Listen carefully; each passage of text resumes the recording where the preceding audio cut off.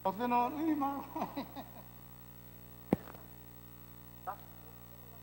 Wala ka nang pupunta.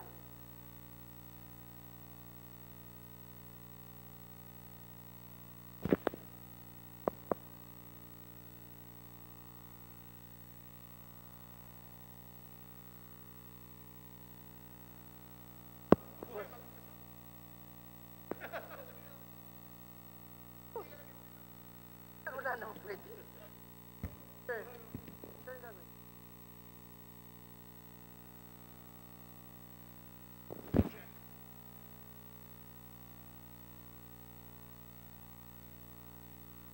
I think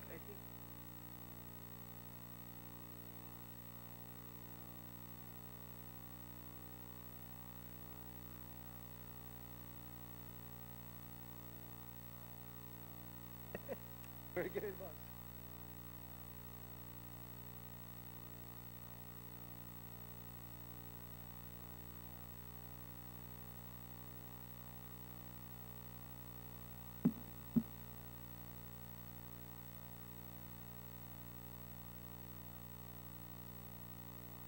Kopya na rin dito.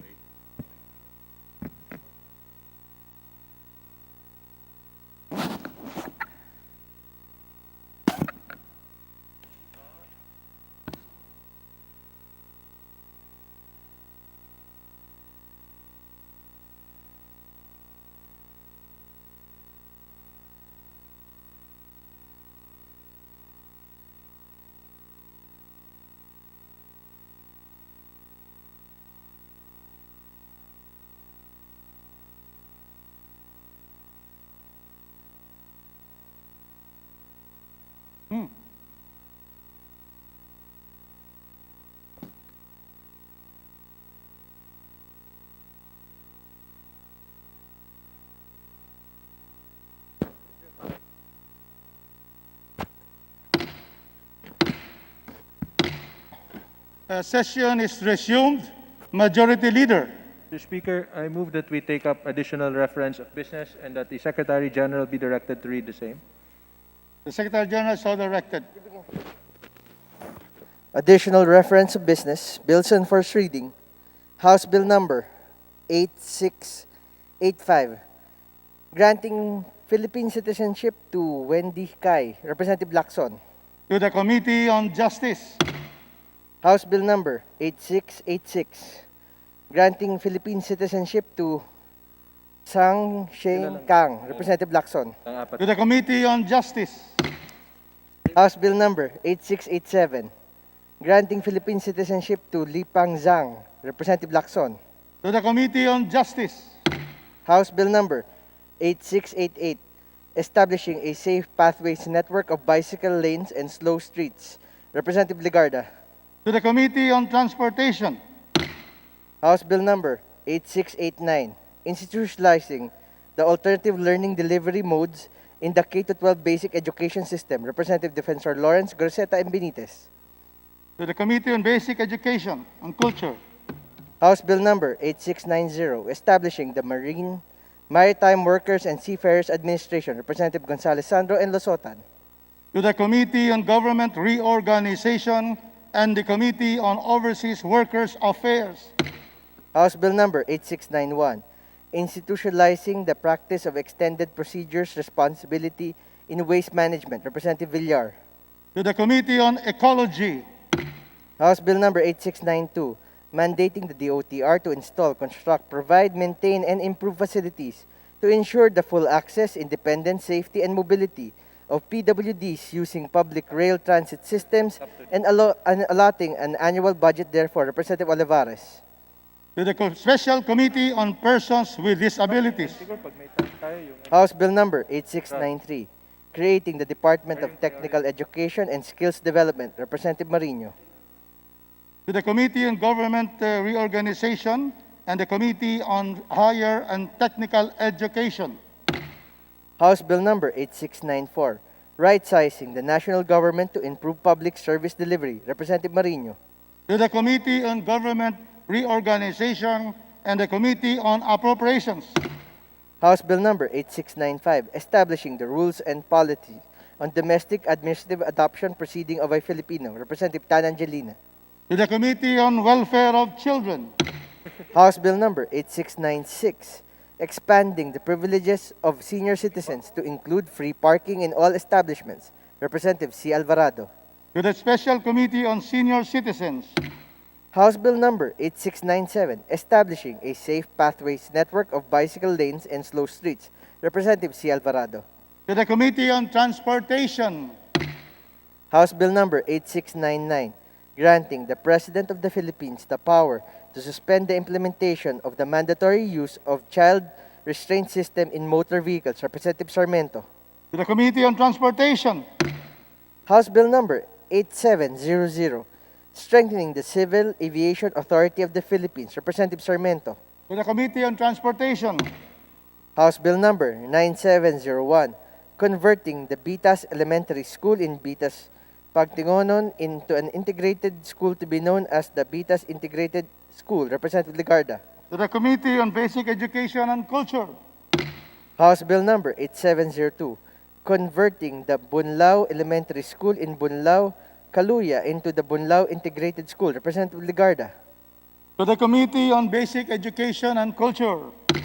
House Bill Number 8703, Converting the Danao Elementary School in Danao, Aniya into the Danao Integrated School, Representative Ligarda. To the Committee on Basic Education and Culture. House Bill Number 8704, Converting the Flores Elementary School in Flores, Canlasi into the Flores Integrated School, Representative Ligarda. To the Committee on Basic Education and Culture. House Bill Number 8705, Converting the General Leandro Fulon Elementary School into the General Leandro Fulon San Remigio. To the Committee on Basic Education and Culture. House Bill Number 8706, Converting the Hinayan Elementary School in Hinayan, Canlua into the Hinayan Integrated School, Representative Ligarda. To the Committee on Basic Education and Culture.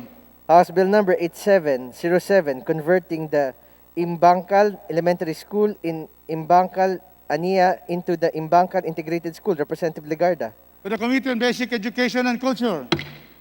House Bill Number 8708, Converting the Manlakbo Elementary School in Manlakbo, Kaluya into the Manlakbo Integrated School, Representative Ligarda. To the Committee on Basic Education and Culture. House Bill Number 8709, Converting the Osario Elementary School in Osorio, San Remigio into the Osorio Integrated School, Representative Ligarda. To the Committee on Basic Education and Culture. House Bill Number 8710, Converting the Panpanan Elementary School in Panpanan, San Remigio into the Panpanan Integrated School, Representative Ligarda. To the Committee on Basic Education and Culture. House Bill Number 8711, Converting the San Remigio in Elementary School in Balajay, San Remigio into the San Remigio Integrated School, Representative Ligarda. To the Committee on Basic Education and Culture. House Bill Number 8712, Converting the Sibato Elementary School in Sibato, Canluya into the Sibato Integrated School, Representative Ligarda. To the Committee on Basic Education and Culture. House Bill Number 8713, Converting the Sibolo Elementary School in Sibolo, Canluya into the Sibolo Integrated School, Representative Ligarda. To the Committee on Basic Education and Culture. House Bill Number 8714, Establishing an Elementary School in Anilawan, Bugsong, Antique to be known as the Anilawan Elementary School, Representative Ligarda. To the Committee on Basic Education and Culture. House Bill Number 8715, Establishing an Elementary School in Bambangan, Bugasong, Antique to be known as Bambangan Elementary School, Representative Ligarda. To the Committee on Basic Education and Culture. House Bill Number 8716, Establishing an Elementary School in Bakyang, Valderrama, Antique to be known as the Bakyang Elementary School, Representative Ligarda. To the Committee on Basic Education and Culture. House Bill Number 8717, Establishing an Elementary School in Calayoan, Bugasong, Antique to be known as the Calayoan Elementary School, Representative Ligarda. To the Committee on Basic Education and Culture. House Bill number 8718 establishing an elementary school in Culyat, Valderrama, Antique to be known as the Culyat Elementary School. Representative Ligarda. To the Committee on Basic Education and Culture. House Bill number 8719 establishing an elementary school in Igmasanig, Valderrama, Antique to be known as the Igmasanig Elementary School. Representative Ligarda. To the Committee on Basic Education and Culture. House Bill number 8720 establishing an elementary school in Magayag, Calasi, Antique to be known as Maglayag Elementary School. Representative Ligarda. To the Committee on Basic Education and Culture. House Bill number 8721 establishing an elementary school in Quezon, Pantongon, Antique to be known as the Quezon Elementary School. Representative Ligarda. To the Committee on Basic Education and Culture.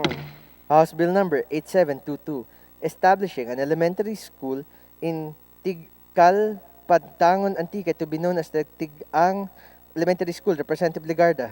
To the Committee on Basic Education and Culture. House Bill number 8723 establishing an elementary school in Villa Cruz, Pagtangon, Antique to be known as Villa Cruz Elementary School. Representative Ligarda. To the Committee on Basic Education and Culture. House Bill number 8724 establishing an elementary school in Igsoro, Baggasong, Antique to be known as the Villa Oreta Elementary School. Representative Ligarda. To the Committee on Basic Education and Culture. House Bill number 8725 granting a franchise to Highland Broadcasting Network Corporation. Representative Zubiri and Acosta Alba. To the Committee on Legislative Franchises. Resolutions. House Resolution 1578 congratulating Gloria Yoya Dino Steele for her appointment as acting administrator of the United States Agency for International Development. Representative De Venecia. To the Committee on Rules. House Resolution 1579 requesting the Office of the President to name and designate the NCIP as administrator and manager of a 5,000 square meter lot specifically described in OCT number 1 located at Harrison Road, Baguio City, and giving and granting authority thereto to said agency to develop the lot for the establishment of a Cordillera Cultural Center that will cater for the interests and indigenous peoples, indigenous cultural communities of the Cordillera region. Representative Mangawang, Dalog, Chungalao, and Bulot. To the Committee on Indigenous Cultural Communities and Indigenous Peoples. House Resolution 1580 congratulating and commending the outstanding young men of the Philippine awardees for 2020. Representative Vargas. To the Committee on Youth and Sports Development. House Resolution 1581 directing the Committees on Women and Gender Equality and Welfare of Children to inquire on the reported rise of violence against sexual exploitation of women and children during the existing health crisis. Representative Villar. Committee on Rules. House Resolution 1582 urging the House Committee on Creative Industries and Performing Arts to initiate considerations for the recovery and reinvigoration of the Philippine cinema during the scourge of pandemic. Representative Villar. To the Committee on Rules. House Resolution 1583, resolution for the conduct of a risk assessment and study on health system measures, procedures, and protocols to be implemented in preparation for the 2022 presidential, national, and local elections. Representative Marino. To the Committee on Rules. House Resolution 1584, directing the Committee on Games and Amusements and other appropriate committees to investigate the continuing casino operations of the Okada Manila in default of its conditions provided by their provisional license issued by the PAGCOR. Representative Pineda and Lacson. To the Committee on Rules. House Resolution 1585, condemning in the strongest terms the fabricated criminal charges against Agnes Messina, Makabayan Regional Coordinator for Cagayan Valley, and 4 other activists. Representative Castro Franz, Zarate, Gaite, Colyamat, Brosas, and Elago. To the Committee on Rules. House Resolution 1586, calling for the immediate investigation into the delay in the construction of protected bicycle lanes and other activities under Section 10G3 of the Bayanihan to recover as one act. Representative Castro Franz, Zarate, Gaite, Colyamat, Brosas, and Ilago.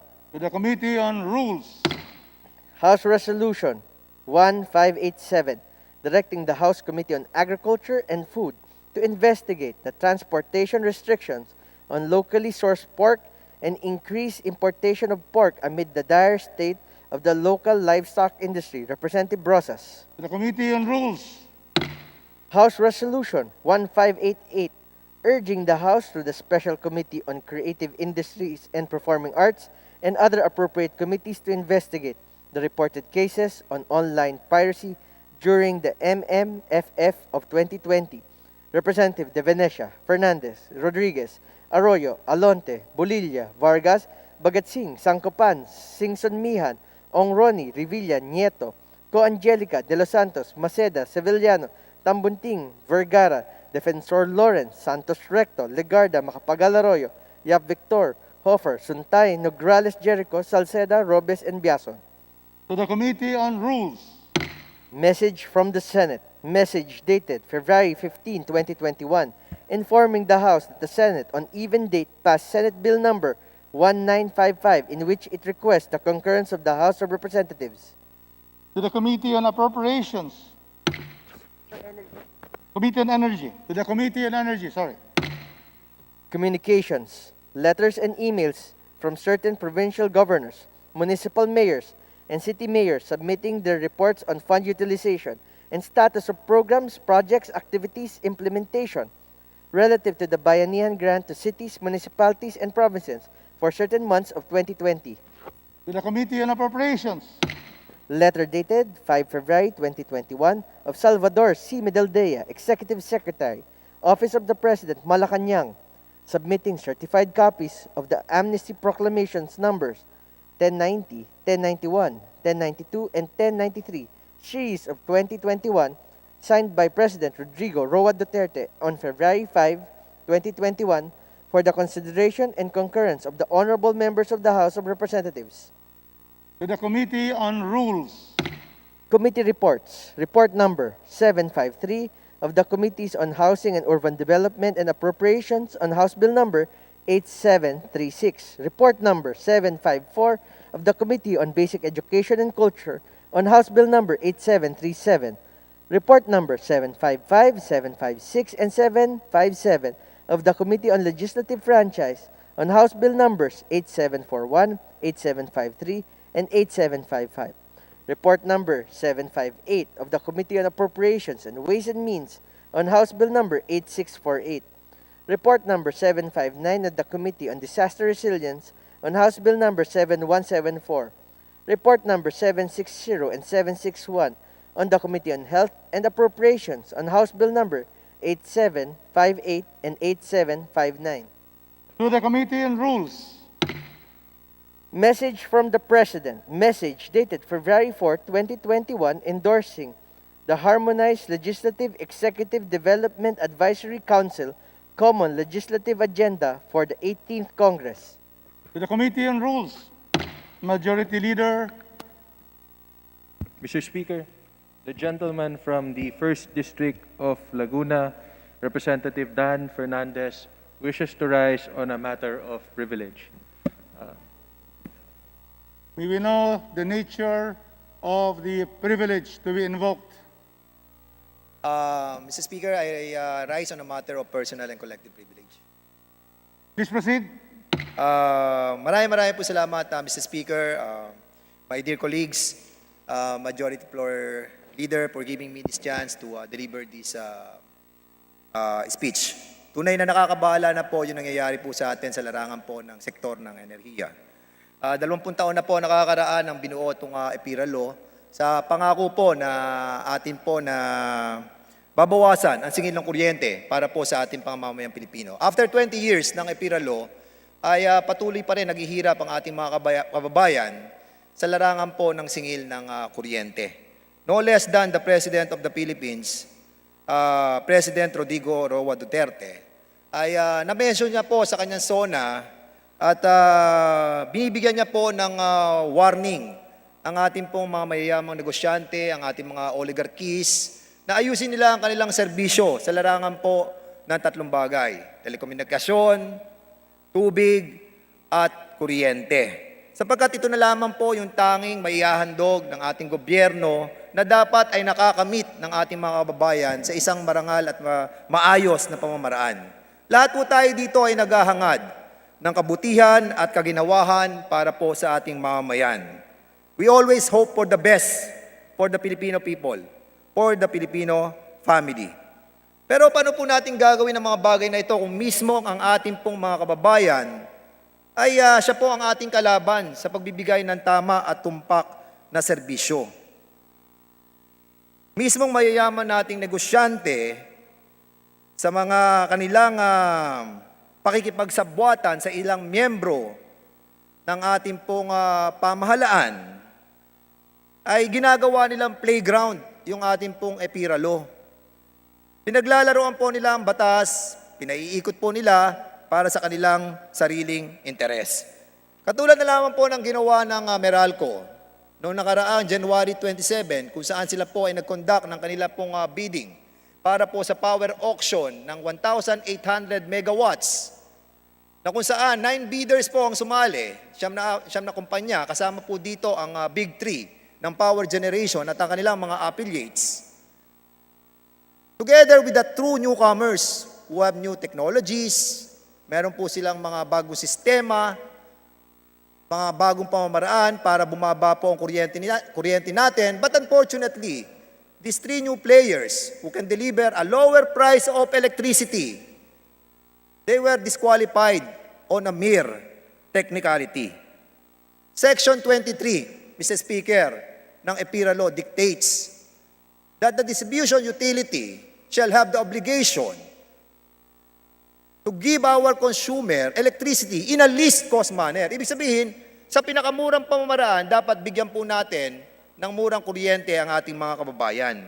Ang problema sa bidding na ito na kinonduct nila, yung pong 3 envelope na binigay nila, yung ating tinatawag na technical description, legal qualification, at pati na po yung financial qualification, kinuha nila, and apparently this was given to a certain bank for safekeeping, and at the same time, it was hidden for a certain period of time. Nasaan po doon yung competitive selection process? Nasaan ang transparency?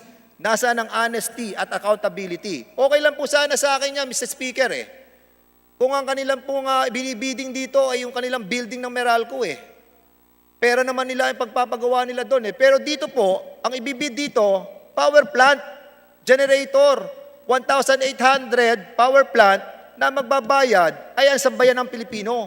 Kukunin sa binabayad po nating kuryente buwan-buwan sa loob po ng 20 taon. Alam nyo, Mr. Speaker, merong loophole dito sa isyong ito. And that's the reason why I stand in here, Mr. Speaker.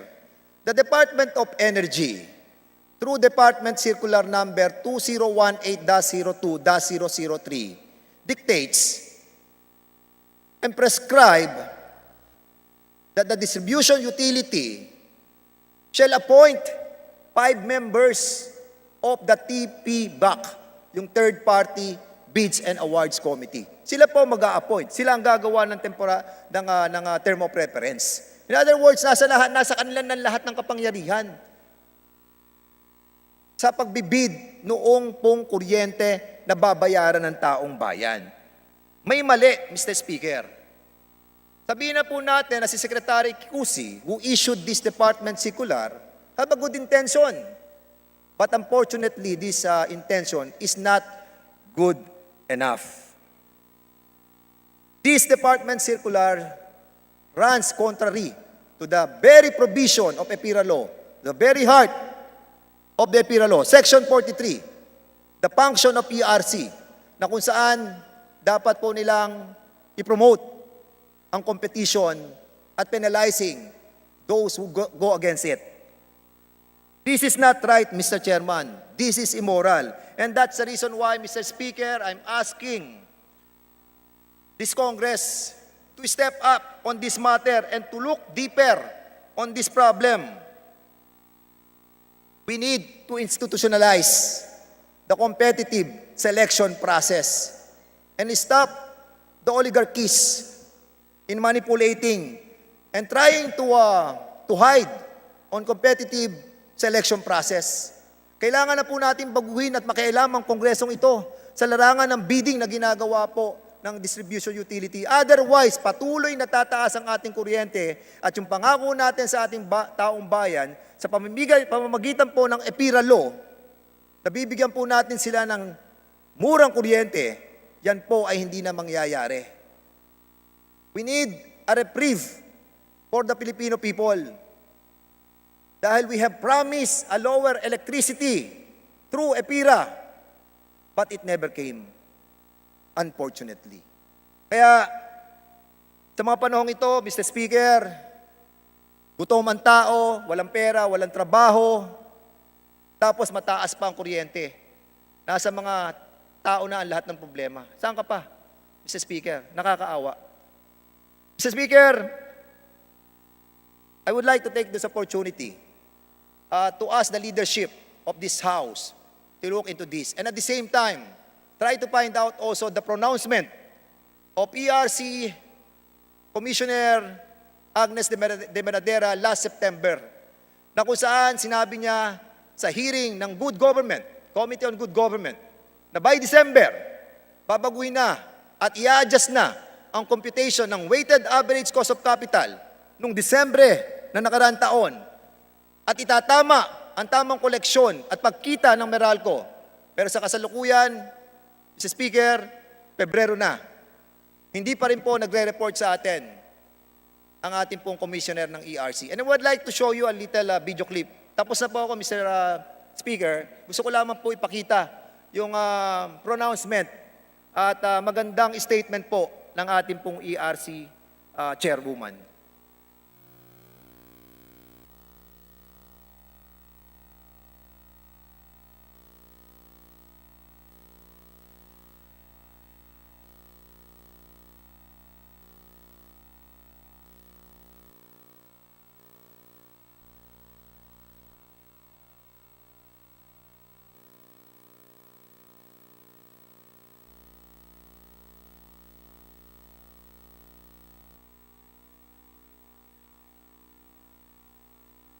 Nakita po namin yan, nakita po namin na hindi nga. Pero sa halip po na Chairperson Agnes.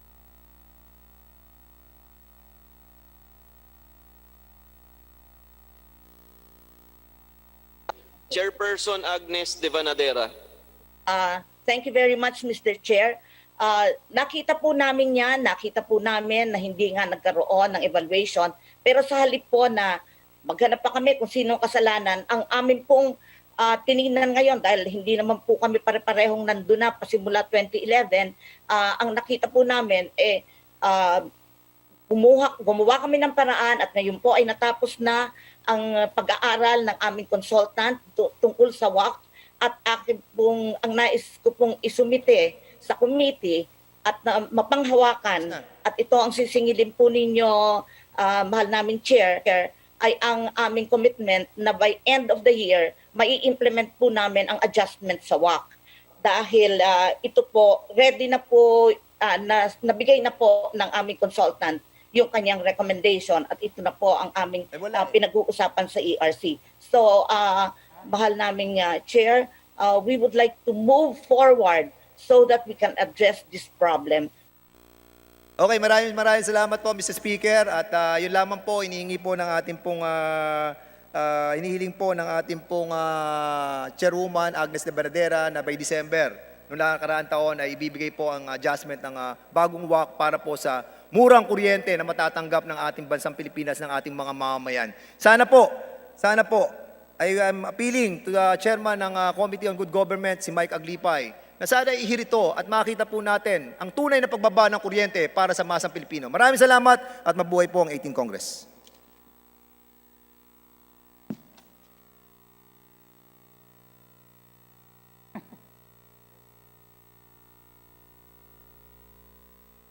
Majority Leader. Mr. Speaker, I move that the question of privilege of Representative Fernandez be referred to the Committee on Rules. The privileged speech of the Honorable Dan Fernandez is referred to the Committee on Rules. Majority Leader. Mr. Speaker, with leave of the House, I move that we hold the privilege hour. Any objection to the termination of the privilege hour? I could not hear very well. Hearing none, the privilege hour is hereby terminated. Open. The privilege hour is open. Mr. Speaker, the first of our colleagues to avail of the privilege hour is our distinguished Deputy Speaker, Michael Romero of One Pacman Party List. I move that the gentleman be recognized. The gentleman, Deputy Speaker, is hereby recognized. Can you state the nature of the privilege you're going to speak on? Thank you, Mr. Speaker. The privileged speech that I will be talking about is the problem that was created in Cebu City last February 15. To begin my speech, the title of my privileged speech is Ang bawat bata ay may pangalan at may karapatan. Of children and their rights, no words can be truer said than those of the famous singing trio, the Apo Hiking Society. Ang bawat bata sa ating mundo ay may pangalan, may karapatan. Last February 15, 2021, Mr. Speaker, the otherwise peaceful learning session conducted at the Lumad Backwit School within the University of San Carlos, Talamban campus, was violently intruded into by the police personnel under the guise of a rescue operation. Photographs and videos of this incident seem to dispel the notion that the incident was a rescue operation. In so much as the children of the video were not acting if they are not being rescued. On the contrary, Mr. Speaker, there was much screaming, cries for help, commotion, and struggle. To say the least, the incident, as may be seen from the photos and videos posted online, was an utter and total chaotic. Mr. Speaker, may I be allowed to share a short presentation depicting the situation in the subject incident through photos and videos which were shared by netizens and media outfits online. Kindly play the video.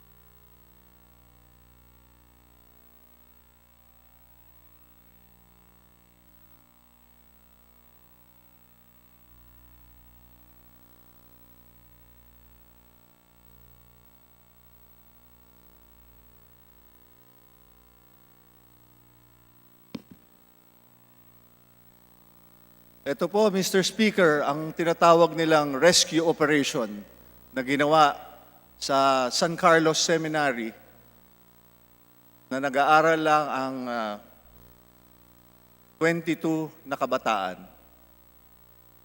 Ito po, isang 20 anyos, grade 10. Ito po ay isang 21 anyos na grade 12. Ito po ang rescue operation na sinasabi nila.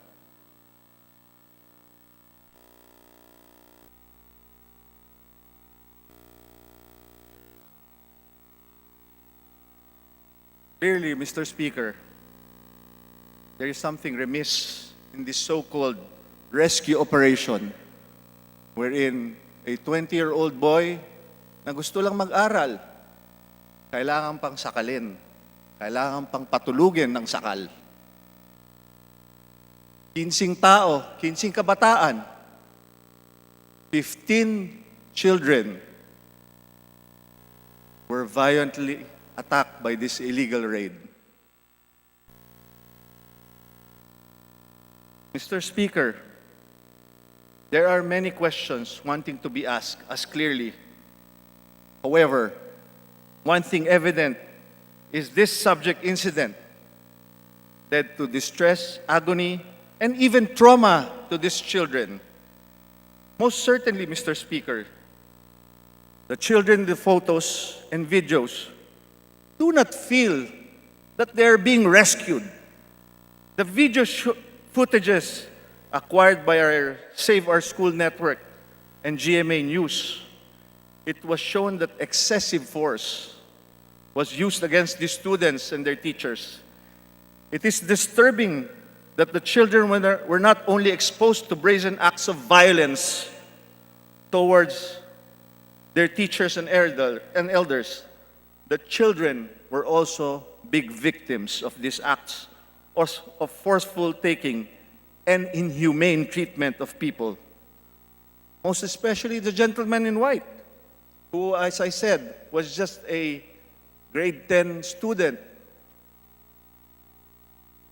He was mauled and suffocated until he passed out by members of our so-called Philippine National Police.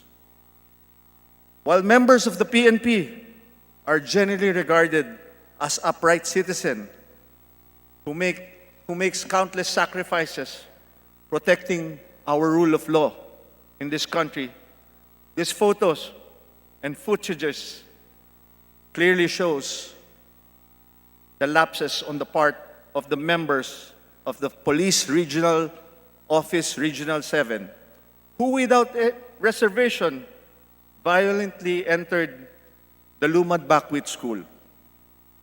Mr. Speaker, under Section 1, Article 15 of the 1987 Constitution, the right to education of all citizens to quality education, it is specifically provided in Section 1. The state shall protect and promote the right of all citizens to quality education at all levels and shall take appropriate steps to make such education accessible to all. The United Nations Sustainable Development Goal aims to ensure inclusive and equitable quality education and promote lifelong learning opportunities for all.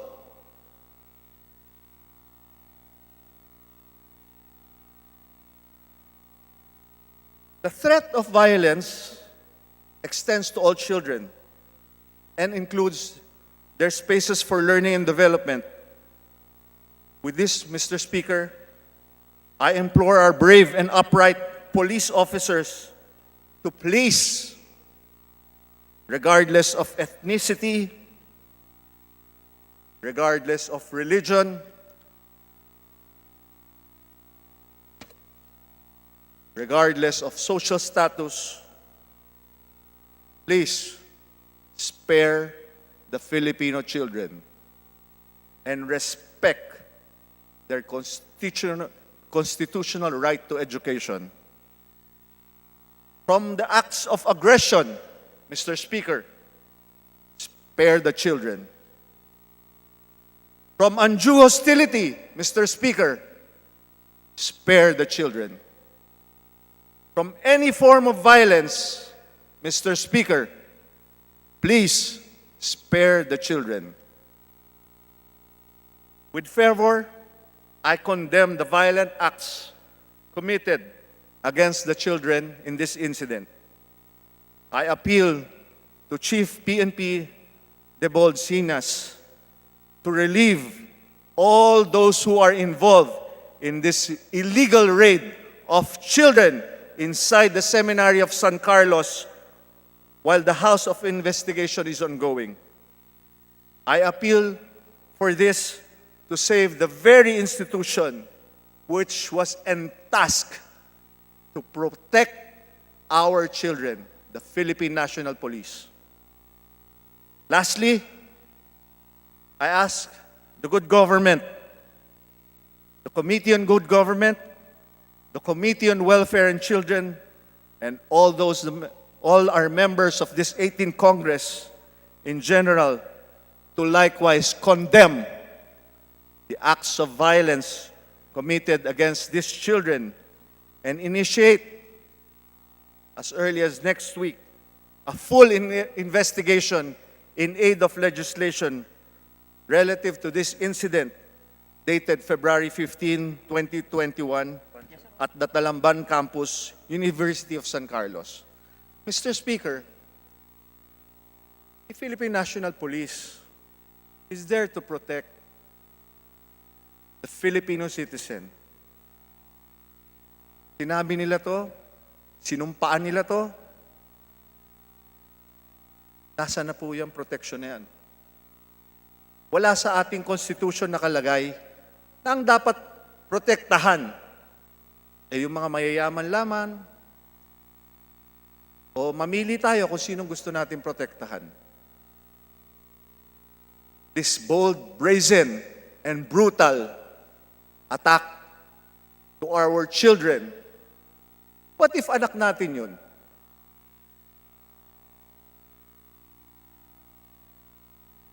Fellow House members, would you allow this thing,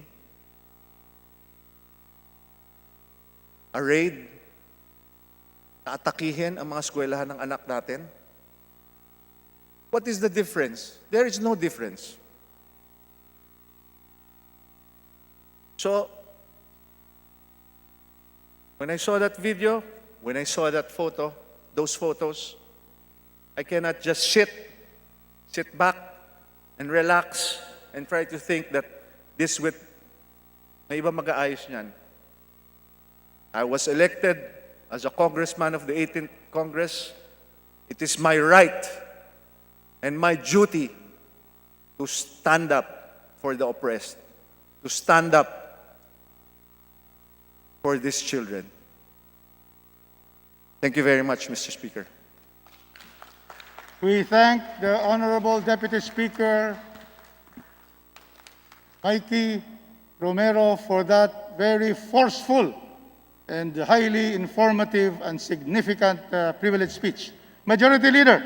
Mr. Speaker, our colleague, Representative Kafemia Kulyamat of Bayan Muna wishes to interpellate our Deputy Speaker Romero. I move that she be recognized. The Honorable Kulyamat is recognized for her interpellation.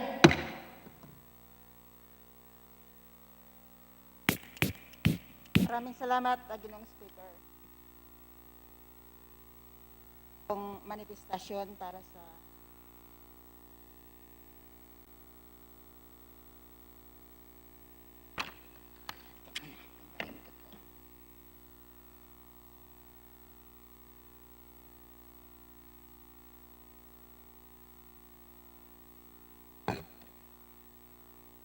Ginoong Speaker, mga kapwa kong mambabatas, magandang hapon sa ating lahat. Speaker, nais naming ipahayag ang pagsang-ayon sa mga punto ni Deputy Speaker Romero na kailangan matiyak ang proteksyon ng mga bata mula sa karahasan, lalo na sa mga operasyon ng mga armadong puwersa. Ang mga kabataan at ang katutubong lumad ay kabilang sa mga sektor na napaka-vulnerable sa abuso at paglabag sa karapatan. Sa katotohanan, mahaba na ang kasaysayan ng rights violation sa mga lumad. Dagdag ko lang, Ginoong Speaker, ang nabanggit ni Representative Romero na lalaking nakaputi na marahas na kinuha ng mga pulis ay si Modi Mansimuyat, isang grade 12 lumad student sa Bakwit School, Cebu. Siya ang isa sa mga nakiusap sa mga pulis kasama ang kanilang mga guro. Siya ay kinulong pati ang dalawa pang estudyanteng lumad, sina Jumar Binagat, Ismelito Aribawan, mga grade 2 student ng Backwit School. Noong speaker, nais ko lang ibahagi na ayon sa Save Our Schools Network, ang mga estudyanteng ito ang tumulong sa dokumentasyon ng nangyayaring police operation. Ang estudyanteng si Jumar Binagang kumuha ng video documentation ng insidente. Si Esmelito naman ang nagtiyak ng mga parent consent nila. Ito lang ang kanilang ginagawa, ngunit sa pag-iit ng kanilang karapatan, sila ay kinulong. Ginong Speaker, hanggang ngayon ay nakakulong pa rin ang mga estudyante, kasama ang dalawang katutubong leader, si Dato Benito Bayaw at si Dato Segundo Milong, at dalawang guro na sila Teacher Rosalie Pucardilla at Chad Buok. At 11 pang mga estudyante. Sa huli naming nakuhang balita ay nasa kustudya pa rin sila ng Estado hanggang ngayon. Nagpapasalamat po kami kay Representative Romero, Deputy Speaker, sa inisyatiba upang matiyak ang kapakanan ng kabataang lumad. Tulad ng kanyang nabanggit na ang pagdakip ng mga bata at kinulong ng mga estudyante, mga guro, mga dato, hindi mga kriminal, hindi mga terorista. Maging ang DSWD sa Cebu ay nagpahayag na walang warfare training na nabanggit sa mga nakapanayam nilang estudyante. Bakit nakakulong pa rin sila sa Backwit School? Mananatili ang aming panawagan, agarang palayain ang Lumad 26, palayain ang Backwit School sa Cebu, itigil ang atake sa mga lumad. Maraming salamat, Ginoong Speaker. Majority Leader. Mr. Speaker, the next of our colleagues who wishes to interpolate Deputy Speaker Romero. We have Deputy Speaker, Majority Leader, the response of our sponsor. Mr. Speaker, can I give a response? Yes, go ahead. So the Deputy Speaker, Mikey Romero, is hereby recognized for the response. Thank you, Mr. Speaker. Mr. Speaker, there are 15 minors, meaning below the age of 18, that were part of those so-called rescue operation. Rescue pero pinagsasakal nila yung mga bata. There are also 4 to 5 who are a little above 18, who are 20 years old. And I demand also to follow Congresswoman's request for an immediate release of these children. I think they're politicizing this. The fact of the matter is, mga bata to eh. Nag-aaral lang sila eh. Nasa loob sila ng kumbento. Sa loob ng San Carlos Seminary. How can even brainwashing them be even logical or rational at this point?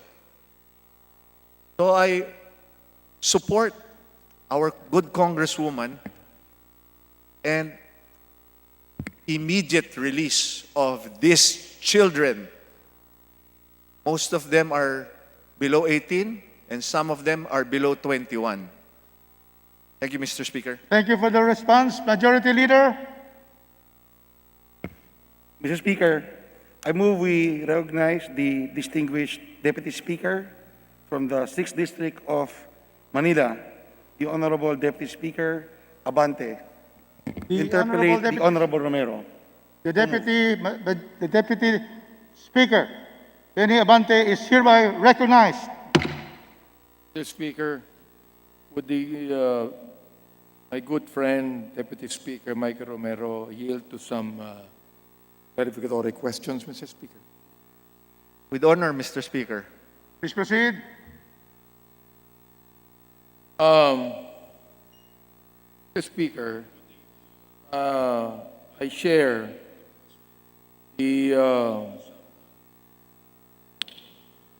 privileged speech, Mr. Speaker, of Deputy Speaker Michael Romero on the arrest of those children. The fact that the school is not even a state university, am I right, Mr. Speaker, Your Honor? And it is even a religious university, Mr. Speaker. You have said that 50 students have been actually arrested by the Philippine National Police. Mr. Speaker, it's 22 students. 15 of them are below the age of 18. Mr. Speaker, it means that what the Philippine National Police did was actually an overkill of their operations, which is not actually usual, no? Do you believe, Mr. Speaker, Your Honor, that what the Philippine National Police did was actually illegal and in violation of the Constitution?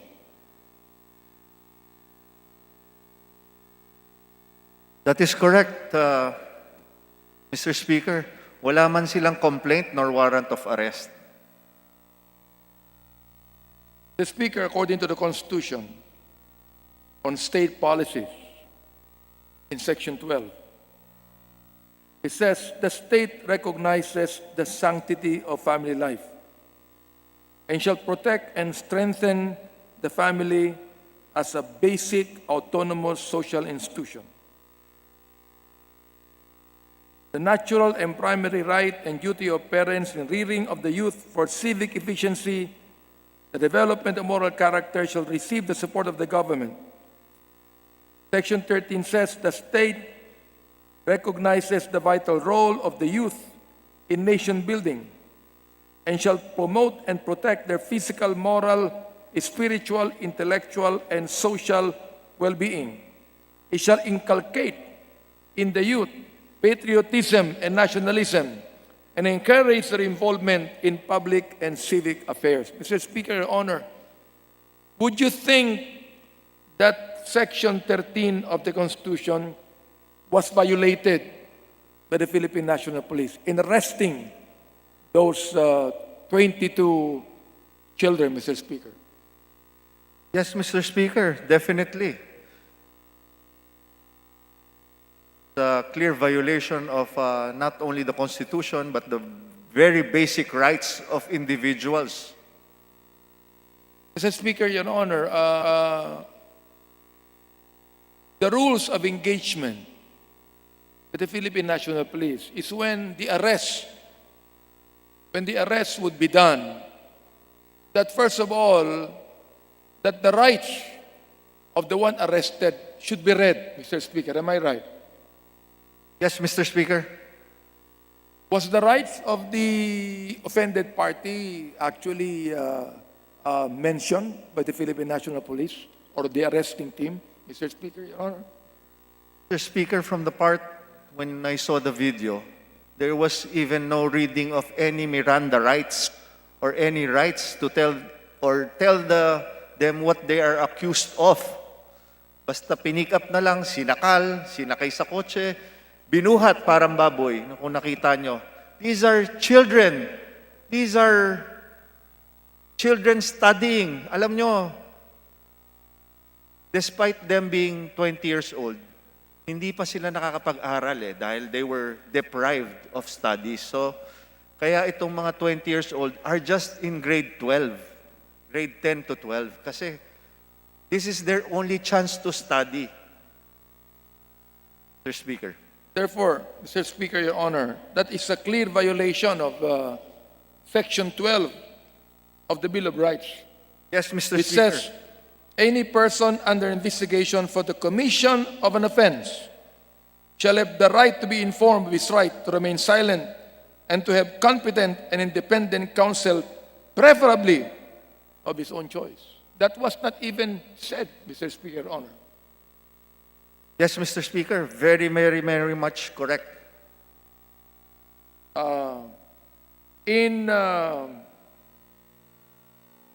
number 2 of Section 12, it says, no torture, force, violence, threat, intimidation, or any other means which vitiate the free will shall be used against them. Mr. Speaker, Your Honor, would you think that the arresting officers actually violated number 2 of Section 12, in which they actually forced them to be arrested, Mr. Speaker, Your Honor? Mr. Speaker, lahat ng hindi pwedeng gawin, ginawa nila. That is very clear from all the videos, Mr. Speaker.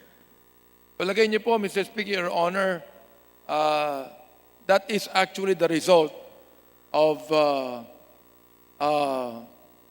the passing of the anti-terror law, Mr. Speaker, Your Honor.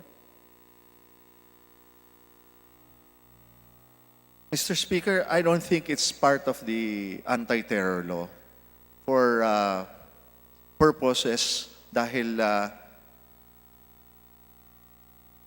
it is just brutal raid of children. No? I want to put it at that context, Mr. Speaker. The very reason why, Mr. Speaker, I mentioned about the anti-terror law, because when it was being deliberated here in the plenary, I'm one of those that oppose the anti-terror law because the anti-terror law, Mr. Speaker, can be subject to abuse. And I would think that that would be the very reason why these arresting officers have arrested these minors, Mr. Speaker. They might use the new law that's still being questioned in the Supreme Court, Mr. Speaker, the anti-terror law. That's why I am asking my good friend, Deputy Speaker Mike Romero, on what he thinks about that. Nevertheless, Mr. Speaker, you know, alam mo, nakalagay po sa Biblia, ang ating Panginoong Jesucristo, pinipigilan yung mga apostol na lumapit ang mga kabataan sa Kanya. Ang sabi ng Panginoong Jesucristo, huwag mong pigilan yung mga kabataan na yan, sapagkat yung mga kabataan na yan, yan ang larawan ng kaharian ng langit. Pero nakikita po natin, Mr. Speaker, Your Honor, na ito pong ginawa ng arresting team ng Philippine National Police ay hindi po kinilala ang karapatan ng mga kabataan. So the question would be this, Mr. Speaker, Your Honor. Naniniwala ako, heads must roll in the Philippine National Police. Do you believe that, Mr. Speaker, Your Honor? Yes, Mr. Speaker, kailangan matigil na to. Hindi na dapat matularan, magaya, o maulit ang mga pangyayaring to.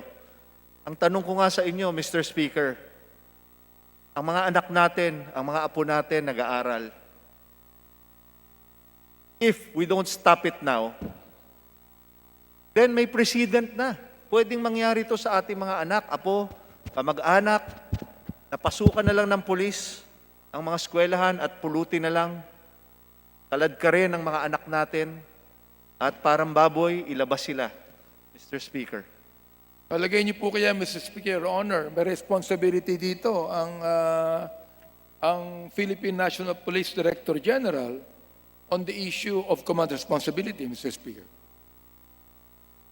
Mr. Speaker, I think the responsibility lies on the operating element of the PNP. No, I don't like to generalize ang PNP. No, they're supposed to protect us, but in this scenario, which I hope it's an isolated case, that's why I'm asking our PNP Chief Debold Sinas to relieve those who are involved in this illegal raid right away.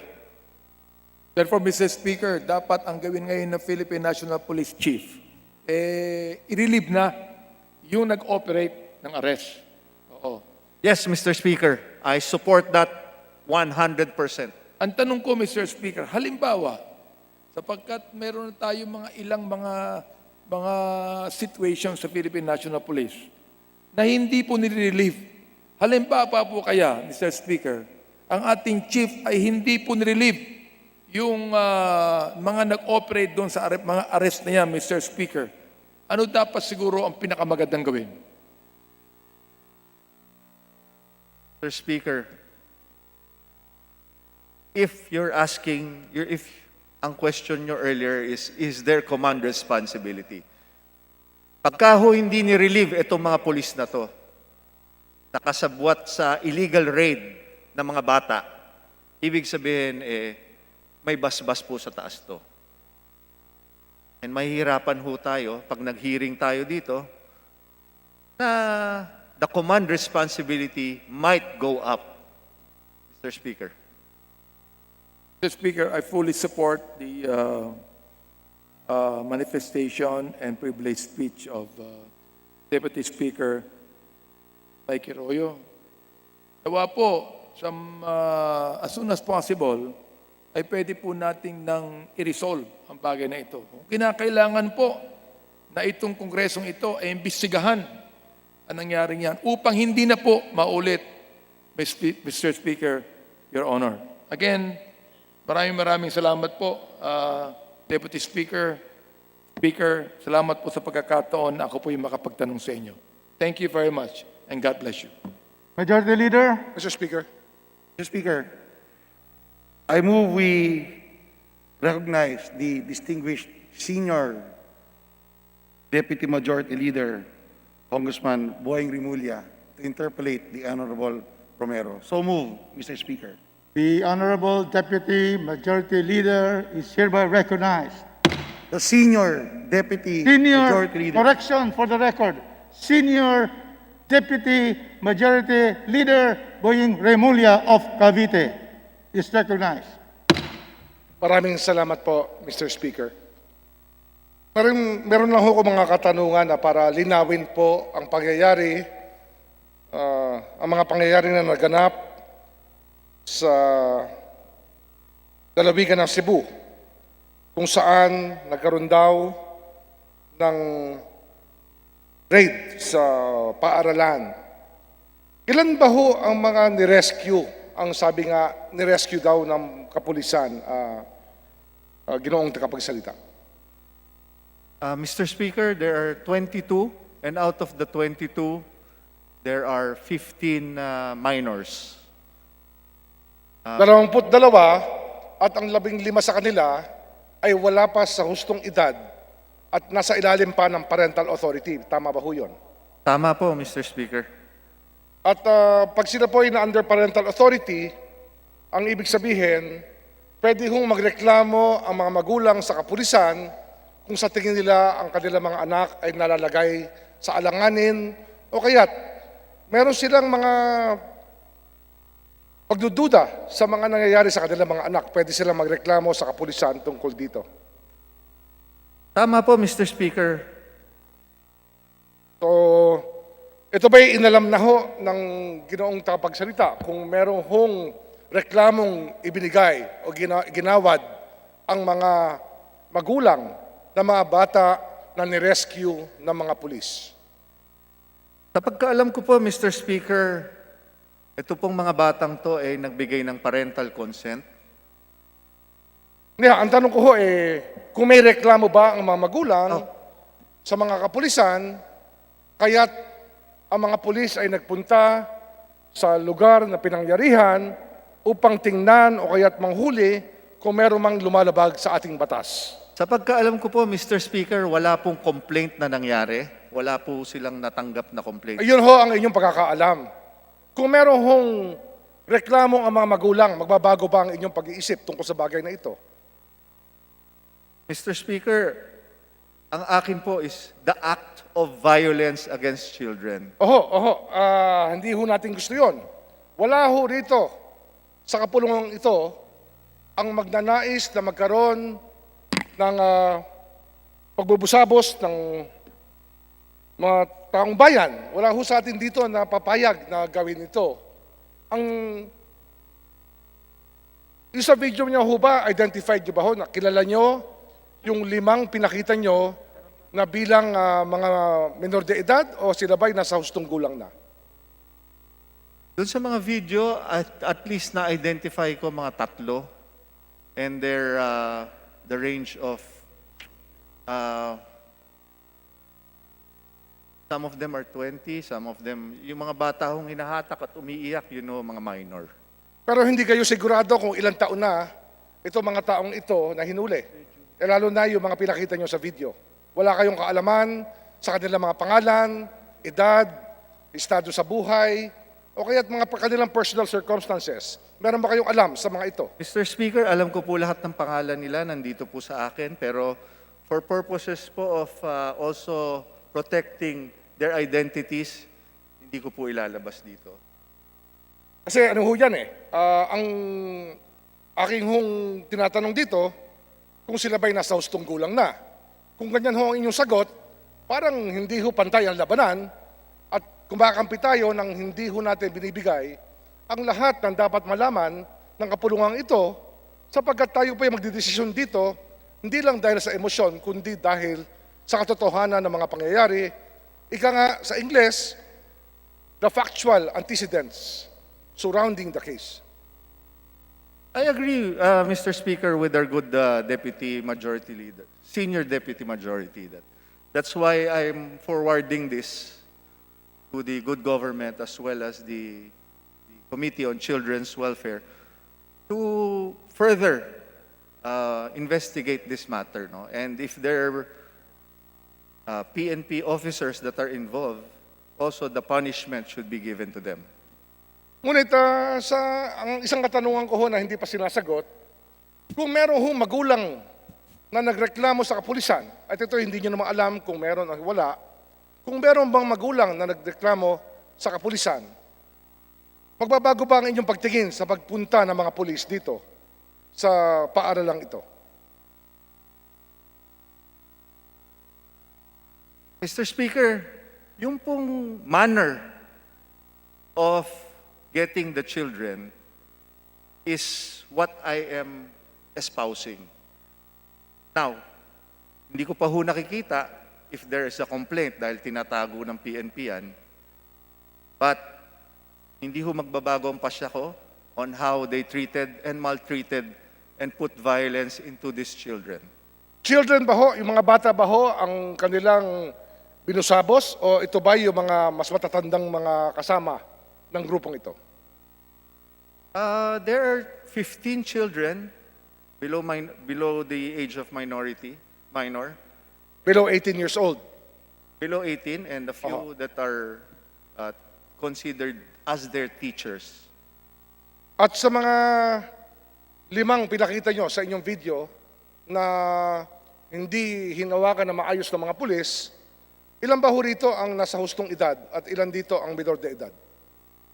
According to Rappler, Inquirer, GMA, out of the 22, 15 ang minor de edad and 5 ang nasa age yata ng 20 pababa, 18 to 20, and yung 2 yata dito are considered datu. Ganun po, ang susunod na katanungan ko kasi ay tungkol sa paaralan. Ano ba ang tinuturo sa paaralan ito na inyong tinutukoy? Na naging dahilan ng pangyayaring ito? Meron po akong nakasulat na curriculum. I was given the curriculum of this and it is not different from the curriculum that we have from the DepEd na yung mga curriculum na to ranges from grade 8 to grade 12. Itong paaralan na ito ba ho ay merong permit sa DepEd na mag-operate bilang paaralan? I don't have any knowledge of that, Mr. Speaker. Hindi ho, kasi mahalaga sa issue yan kung itong mga paaralan nito ay kinikilala ng ating gobyerno sapagkat lahat po ng paaralan ay dapat may permit sa gobyerno. Di ba? Ganun ho ang lipunan natin.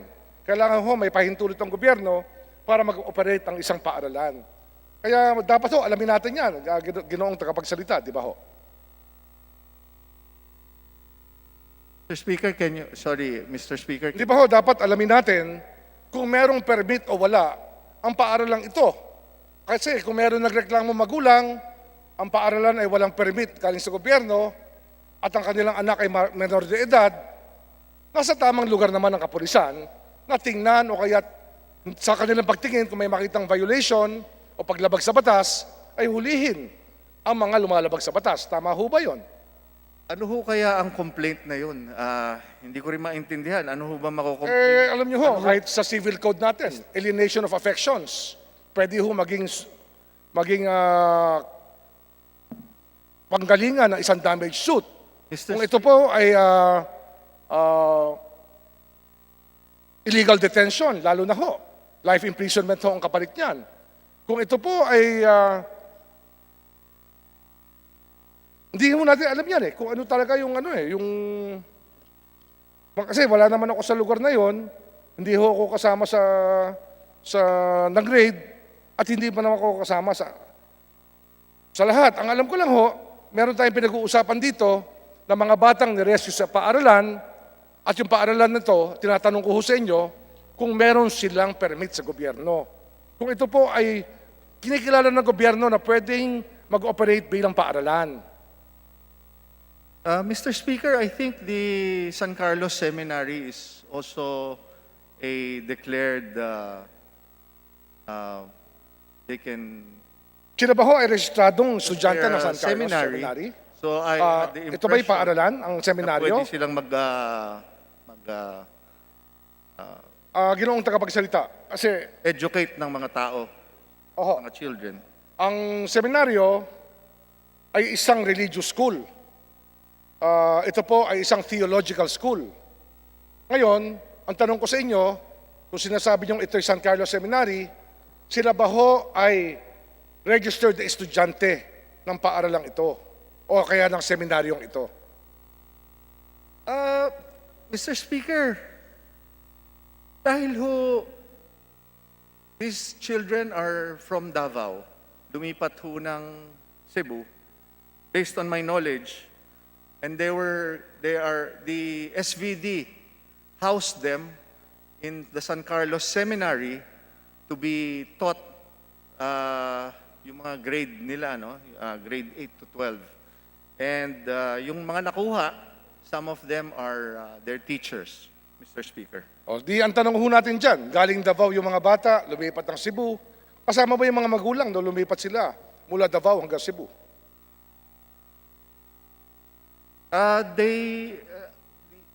I also have a copy of all their parental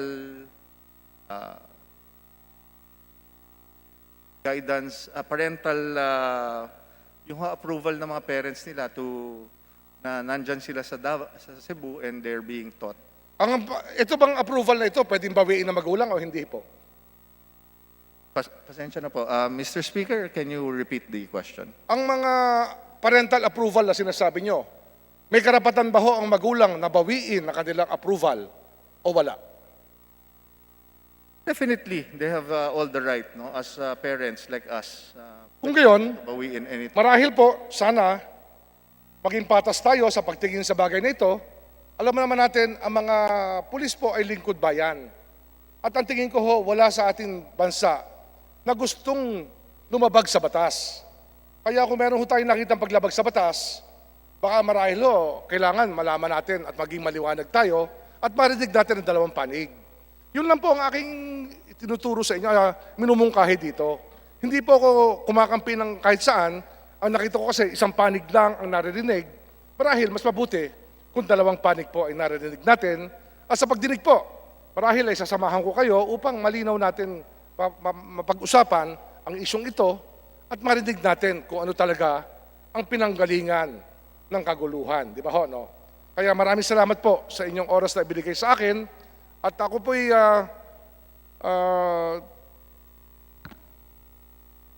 nagnanais na magkaisa sa inyo sa naalamin ang katotohanan sa likod ng bagay na ito. Maraming salamat po, Ginoong tagapagsalita.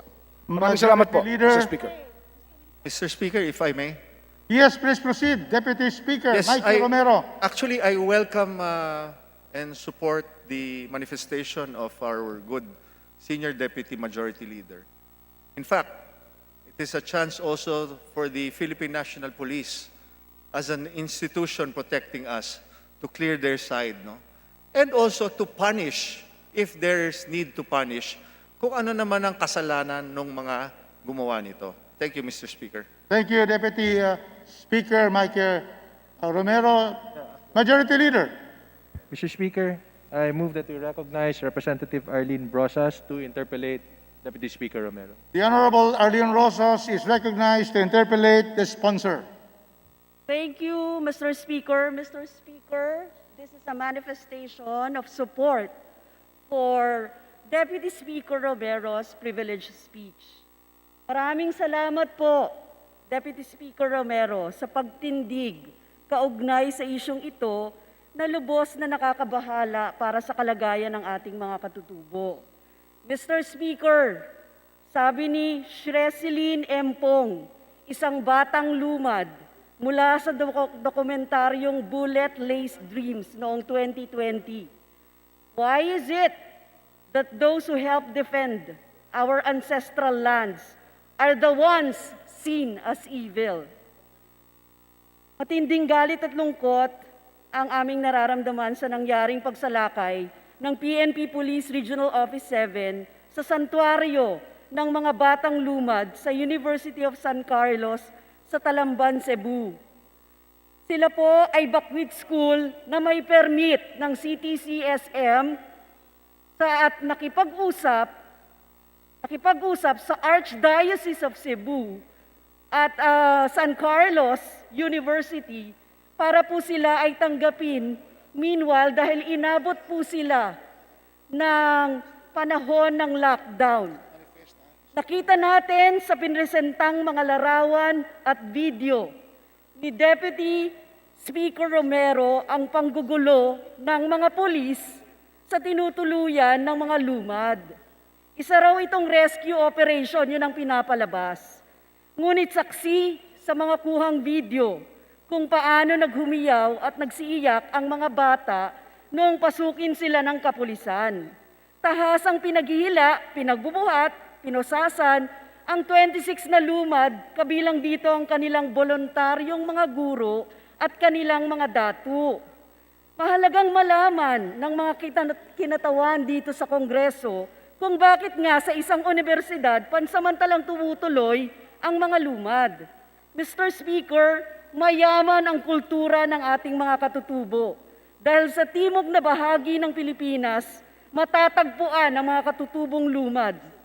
Hindi sila naaabot ng tulong mula sa gobyerno at isa na rito ang edukasyon. Nagtayo ang mga lumad ng sarili nilang eskwelahan sa tulong ng mga iba't ibang individual at organisasyon.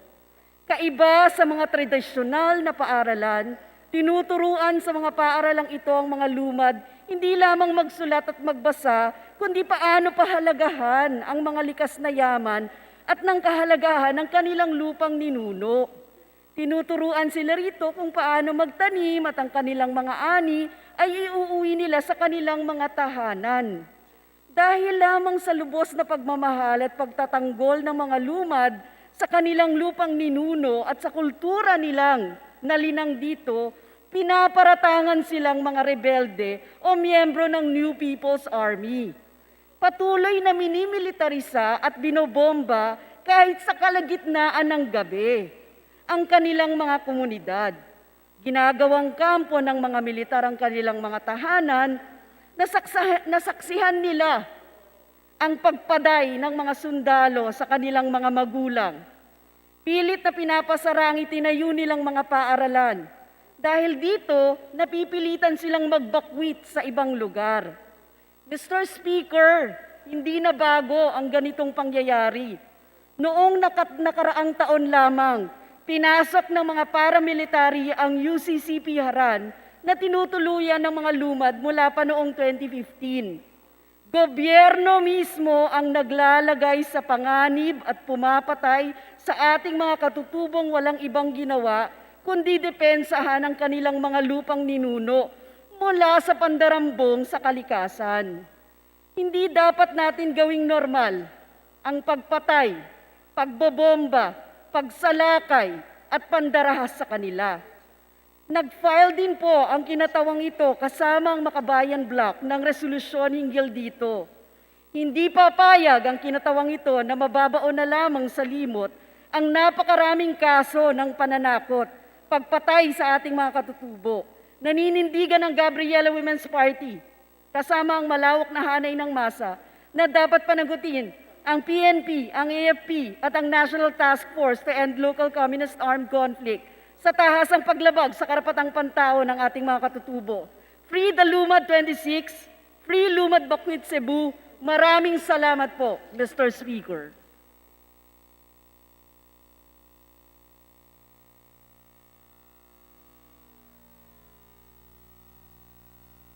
Majority Leader. Mr. Speaker, since I think there is a technical... may I move that we recognize the Honorable Representative Ria Vergara for her interpellation. So move, Mr. Speaker. Yes, the Congresswoman Ria Vergara is recognized. Is she present or in Zoom?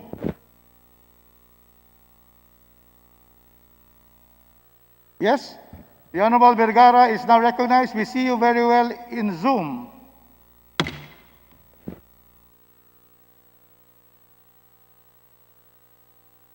I think you're on mute, so unmute please.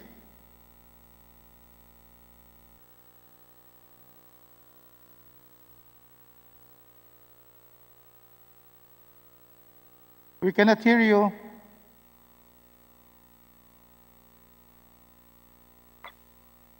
There.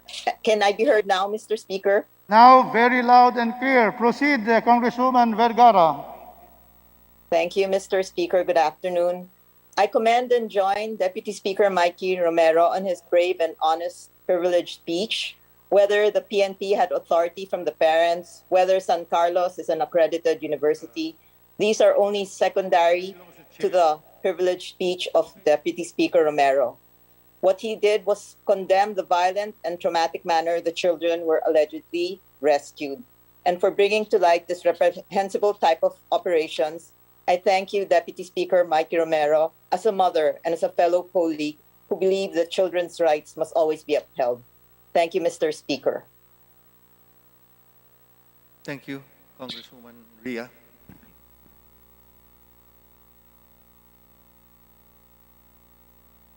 Mr. Speaker. Yes, please give your response, our Deputy Speaker. Yes, Mr. Speaker. Thank you very much, Congresswoman Ria Vergara. The context here is contained to the treatment or maltreatment of children. Whether there are lumads, whether there are lapses in the police process, the fact of the matter is the children should be prioritized. Dapat sila protektahan natin, wala nang iba. Thank you, Mr. Speaker. Thank you. Majority Leader. Mr. Speaker, I now move that we recognize the Honorable Representative from Bayan Muna Party List, Representative Ferdinand Gaite. So move, Mr. Speaker. Yes, the Honorable Ferdy Gaite is now recognized. Salamat po, Mr. Speaker. At ang kinatawang ito ay nakikisa at sumusuporta sa napaka-maramdamin at very honest na privileged speech na ating kagalang-galang na Deputy Speaker Mike Romero. Sabi nila, a picture speaks 1,000 words. But that video spoke more than that.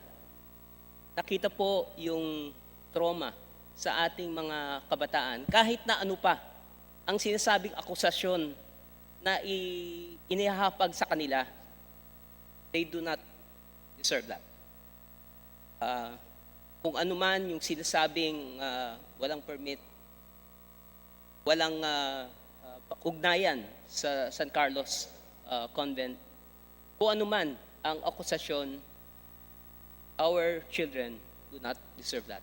Thank you, Mr. Chair.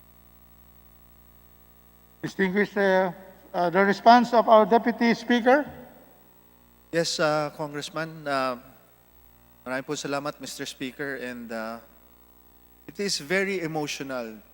That's why I as a parent, I feel every movement, every thing na ginawa doon. No? Because I am a parent, a loving parent. I love my children. So nararamdaman ko yung sakit na ginagawa ng mga ito, no? We can be exposed to this. And it has to stop somewhere. And it has to stop today. Itong mga to, whether mayayaman, whether mahirap na eskwelahan, whether indigents, whether ano pa siya, it cannot happen again. This maltreatment of children or in front of children cannot happen again in our country. Thank you, Mr. Speaker. Thank you, Majority Leader. Mr. Speaker, we'd like to thank the Honorable Deputy Speaker for his privileged speech. I now move that we refer the privileged speech of the Honorable Deputy Speaker, Mikey Romero, as well as the interpellations and manifestations to the Committee on Rules for its appropriate action. So move, Mr. Speaker. Is there any objection to the motion of the Majority Leader? Hearing none, the privileged speech is referred to the Committee on Rules. Mr. Speaker, I now move that we close the privilege hour. Any objection to the closure of the privileged speech hour? Hearing none, it is closed.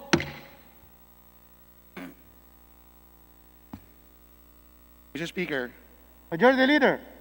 Mr. Speaker, I move we consider House Bill number 8648, direct the Secretary General to read the title of the bill. The Secretary General is so directed. House Bill 8648, an act expediting the purchase and administration of vaccines for the protection against the coronavirus disease 2019 by providing exemptions to compliance with the procurement requirements under Republic Act 9184, otherwise known as the Government Procurement Reform Act, and for other purposes. Majority Leader. Mr. Speaker, we have two gentlemen who will sponsor today's bill. First to sponsor House Bill number 8648 is the Honorable Juni Kua. Mr. Speaker, I move we recognize the Honorable Juni Kua through Zoom. So move, Mr. Speaker. The chairman, Juni Kua, is recognized for his sponsorship speech. Mr. Speaker, ako na ba? Mr. Speaker, Please proceed. We hear you very clear. I'm having technical problem, Mr. Speaker. No problem. We can hear you. Please proceed. Hello? Yeah, we hear you. Go ahead. Hello? We hear you. sir. You're on. Sir. Yeah, but I cannot hear them. Very clear ka, sir. Very clear. Ako na lang ni-recognize? Technician, please assist. Mr. But we Speaker, see you and we hear you, Chair Juni Kua. Yeah, but I cannot hear you, Mr. Speaker. Can you give me a few minutes to fix my my sound? The session is suspended to allow Chair Juni Kua to fix the internet. Joey, ngayon na.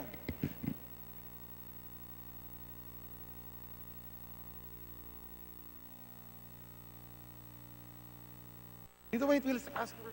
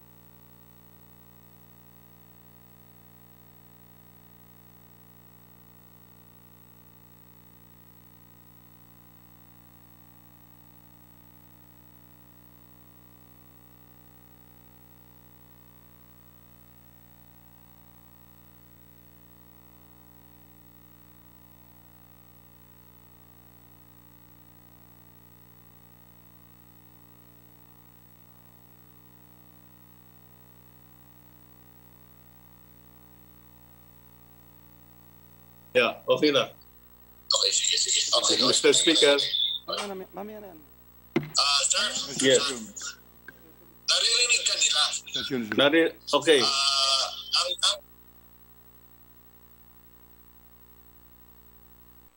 Mr. Majority Leader.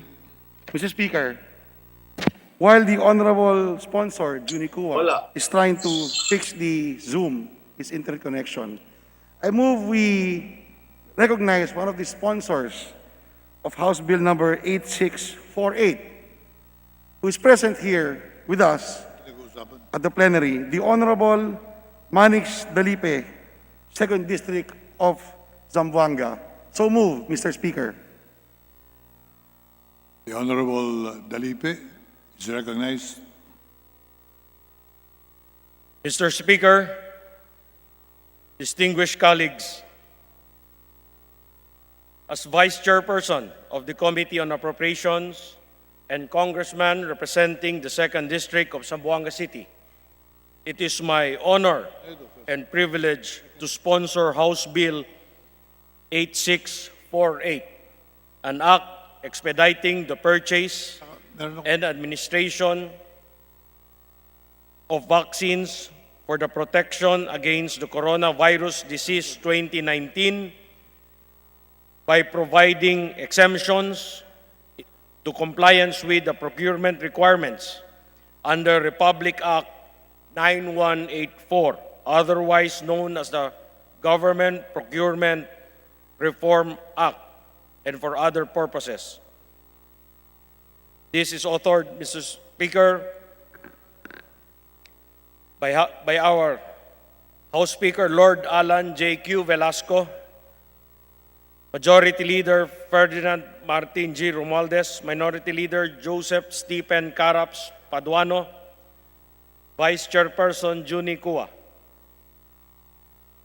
As a COVID-19 survivor, and because of the horrible experience brought by this virus to this representation and to my family, I strongly believe that this piece of legislation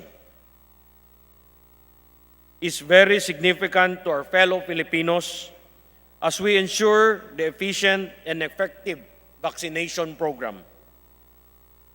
With the goal of expediting the purchase and administration of the vaccines for the protection against COVID-19, the Committee on Appropriations, led by Chairman Eric Go Yap, and all of our members are one in pushing for the passage of this bill. To this end, recognizing the impact and effects of the coronavirus disease, COVID-19 pandemic in our communities all over the country, and likewise cognizant of the role of our local government units to ensure that the people are protected, lives are saved, economic losses are stemmed and mitigated, and to restore public trust and confidence in our institution, the state has introduced this mechanism to ensure that the COVID-19 vaccine is procured and administered in an expeditious, effective, efficient, and equitable manner. The LGUs can now procure vaccines through the tripartite agreement between the national government, NTF, Department of Health, and manufacturer-supplier through a negotiated procurement allowed under Section 53 of Republic Act 9184 of the Government Procurement Act. Mr. Speaker, this will address the adverse impact of COVID-19 through the procurement and administration of safe and effective COVID-19 vaccine by the national government through the Department of Health and the National Task Force Against COVID-19 and other duly constituted authorities and instrumentalities, including local government units. Time is of the essence. We need to act fast, especially now, together with our colleagues in the Committee on Appropriations. We are unanimous in our call to provide exemption to the local government units from compliance with the requirements under Republic Act 9184 or the Government Procurement Reform Act in order to fast-track a response against COVID-19 and revive our ailing economy. Mr. Speaker, together with Vice Chairperson Juni Cua and Vice Chairperson Joey Salceda and the Committee on Appropriations, we hope and pray for the early approval of this measure for the sake of our nation. Thank you very much, Mr. Speaker. Majority Leader. Mr. Speaker, the next member to deliver a sponsorship speech on the bill is Representative Joey Salceda of Albay, Vice Chairman of the Committee on Appropriations. I move that he be recognized. The Honorable Congressman Salceda is recognized. Thank you very much, Mr. Speaker. The most important national policy now is vaccine procurement and no other. There is no national consideration more critical to our economic life than the quick, safe, and efficient rollout of the COVID-19 vaccine. This has to be made in a manner that inspires confidence in our people and confidence in our systems. My colleagues, each day in quarantine has already cost the economy 2.8 in wages due to all since March 2020. I reckon as an economist that our economy forgoes right now between 5.2 to 6 billion in economic activity every day due to mobility restrictions. And yet, all of us understand that it will be foolhardy to to proceed with a broad reopening unless we are certain that our healthcare workers can fight off any sudden rise in cases due to freer movement of people. That is why I rise to defend the bill currently in consideration. In particular, I am keen on defending the provisions that allow local governments to procure their own vaccines with their own budgets, with not just their calamity fund, with relaxed rules and the provisions exempting vaccine from taxes and duties.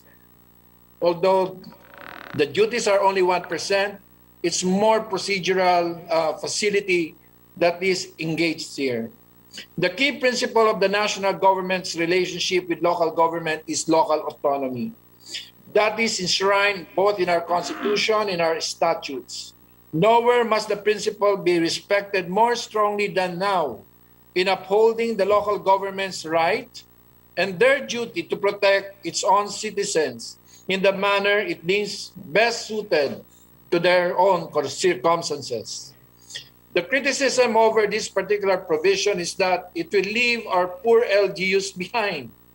I answer that in fact, the national government has set aside a large pool of resources for this purpose. The national government now has the money to concentrate on these poor LGUs in both program and non-program funds, ready to be unlocked with one certification by the National Treasurer or a notice of loan proceed to serve as the basic vaccine safety net for everyone, including LGUs who are unable to procure vaccines for themselves. This does not mention the fact that LGUs that procure on their own are bound by a tripartite agreement that would compel them to actually share the resources with a national pool. LGUs that will be able to purchase vaccines on their own are also LGUs that are likely to be big, crowded, and critical to the national economy. It will be good for all of us if these engines of economic activity can roar back into full economic activity. I also support the tax exemption of COVID-19 vaccines. The bill provides that COVID-19 vaccines by the local government unit shall be exempt from customs duties, value-added tax, excise tax, and other fees, provided that the vaccines acquired shall be used for their own residents and constituents and not for commercial distribution. My own Committee on Ways and Means, did not hesitate to approve this provision because it will expedite the process of importing and delivering the vaccines in the country. The aim is not primarily to help you save or buy more vaccines, although the tax savings will help. After all, duties on vaccines are only 1% of dutiable value. The key principle of this exemption is that the COVID-19 vaccine should not have to be hampered by the usual bureaucratic procedures that accompany the payment of tax and duties. Our economic managers are already calling for a nationwide shift from a general community quarantine to the looser modified general community quarantine. If this shift in policy takes place, I anticipate that 573,000 more employees will be required to go to their workplaces. If government will tell workers to expose themselves to the risk of this virus, after warning them of its dangers, we must at the very least do our part in protecting their lives and their health. What the worker will be doing in the coming months is nothing short of heroic. The least we can do is to make sure that we can give them life-saving vaccines faster and without self-imposed delays. I urge the body to approve this bill unanimously. Thank you very much, Mr. Speaker. Thank you, Mr. Congressman. Majority Leader. Mr. Speaker, may we recognize the Honorable Juni Kua for his sponsorship speech. I so move, Mr. Speaker. Chair recognizes Congressman Juni Kua, who was momentarily suspended from delivering his sponsorship. Congressman Kua, you have the floor.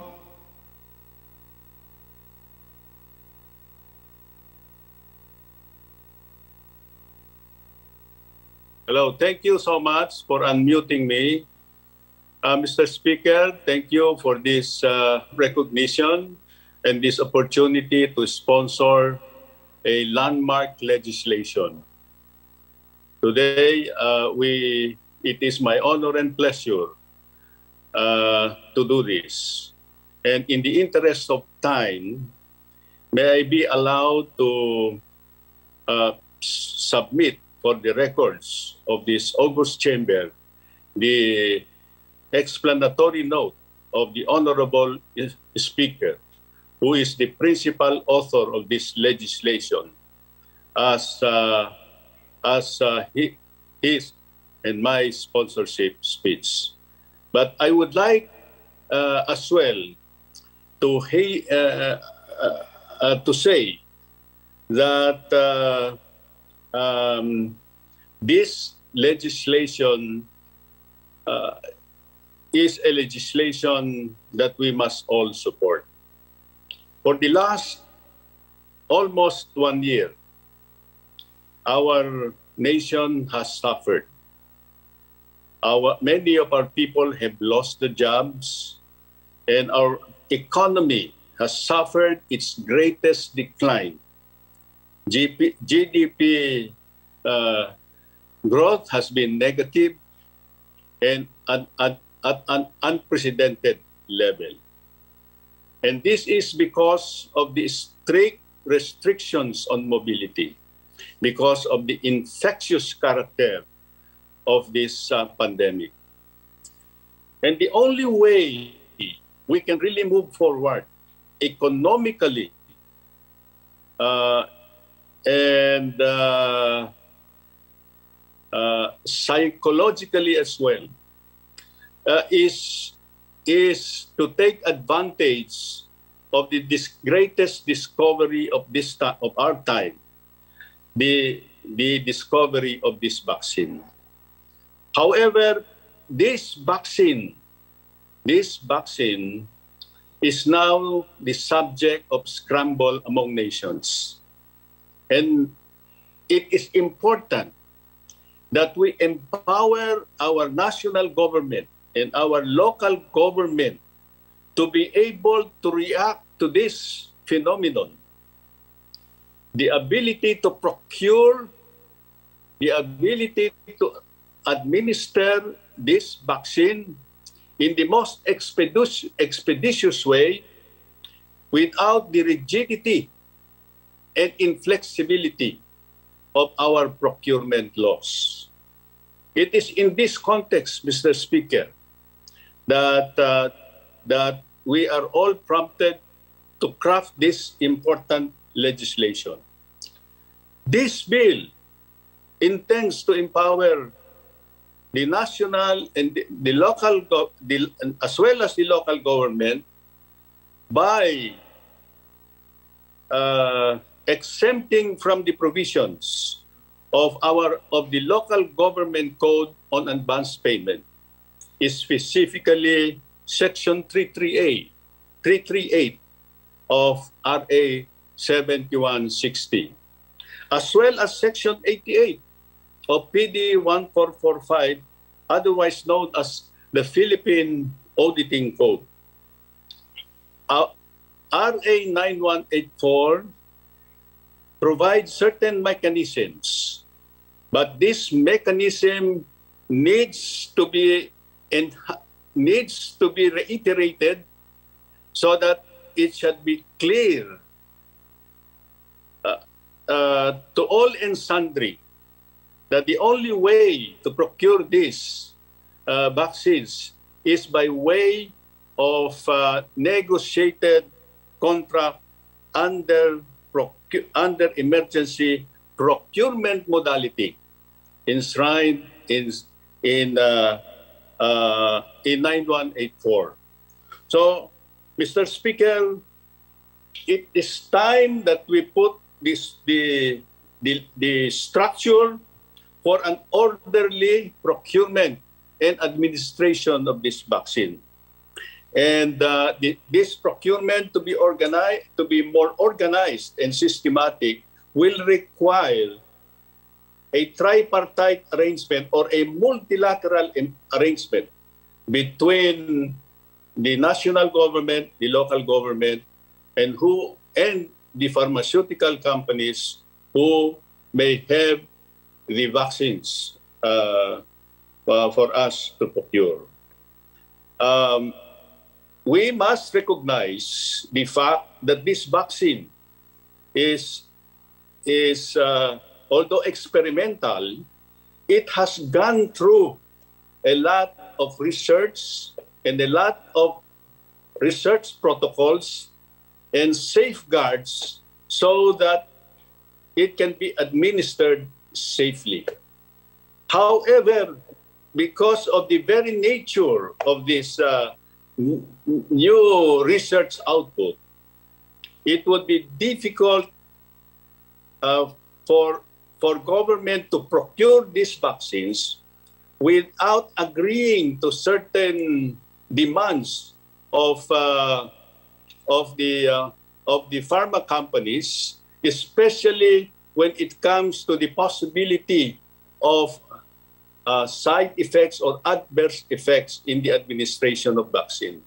And therefore, there is a need to set up an indemnification fund to ensure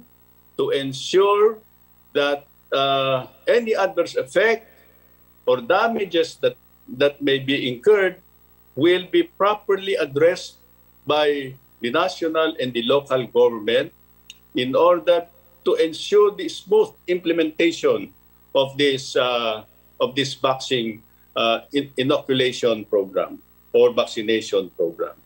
So, Mr. Speaker, Your Honor, these are the critical and salient points of this legislation. The clear empowerment and the local and national government, as well as providing some mechanism of indemnification to ensure speedy and smooth implementation of this program. Thank you so much, and I would like to appeal to our colleagues for support for this landmark legislation.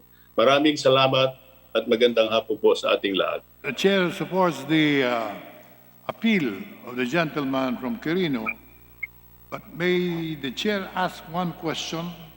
Because from what I gather from him today, is he talking about one specific vaccine, or are we talking about vaccines in general?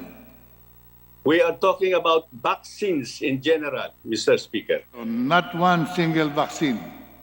Yes, definitely, Mr. Speaker. We're talking of vaccines in general and the vaccination program of the government. Thank you, Mr. Congressman. Majority Floor Leader. Mr. Speaker, on behalf of the majority to express and manifest his full support of the House bill, may we recognize the representative from the 3rd District of Bukidnon, our Assistant Majority Leader, the Honorable Manuel Zubiri, for his interpellation. So moved, Mr. Speaker. Congressman Zubiri is given the floor. Thank you very much, Mr. Speaker. I'm happy to be a sponsor of this bill, Mr. Speaker. I just have a few questions, just to clarify, just 2 questions, and I want it clarified so all may know, Mr. Speaker. Number 1, yung tripartite, wala na pong tripartite. Can the LGUs directly procure from the manufacturer? There is no 33-page agreement between the IATF, NTF, and LGUs together with the manufacturers. I just want to clarify that, Mr. Speaker, so at least all may know in this plenary and also outside the plenary, Mr. Speaker. Mr. Speaker, thank you for that valid question. I can understand the intention of the gentleman. However, in order to put some order into the procurement system, it is unavoidable.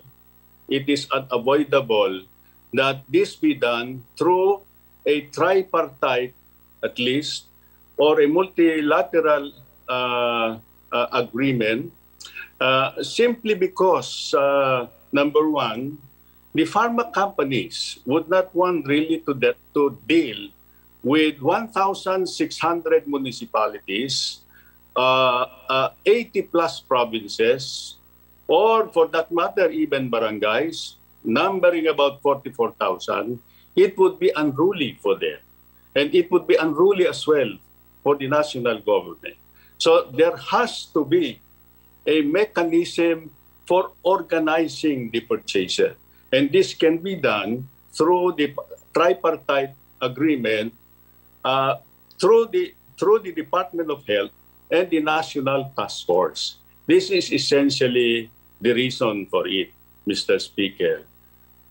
Thank you. Thank you very much, Mr. Speaker, Mr. Sponsor. Okay, now that we are done with the agreement, so it will still be a tripartite like it was before. Now to my second question, Mr. Speaker. It says here in Section 6, exemption from import duties, taxes, and other fees for procurement, it says that it is all tax-free and there's nothing to be paid for in terms of bringing in the vaccines. Is that correct, Mr. Speaker, Mr. Sponsor? That is true.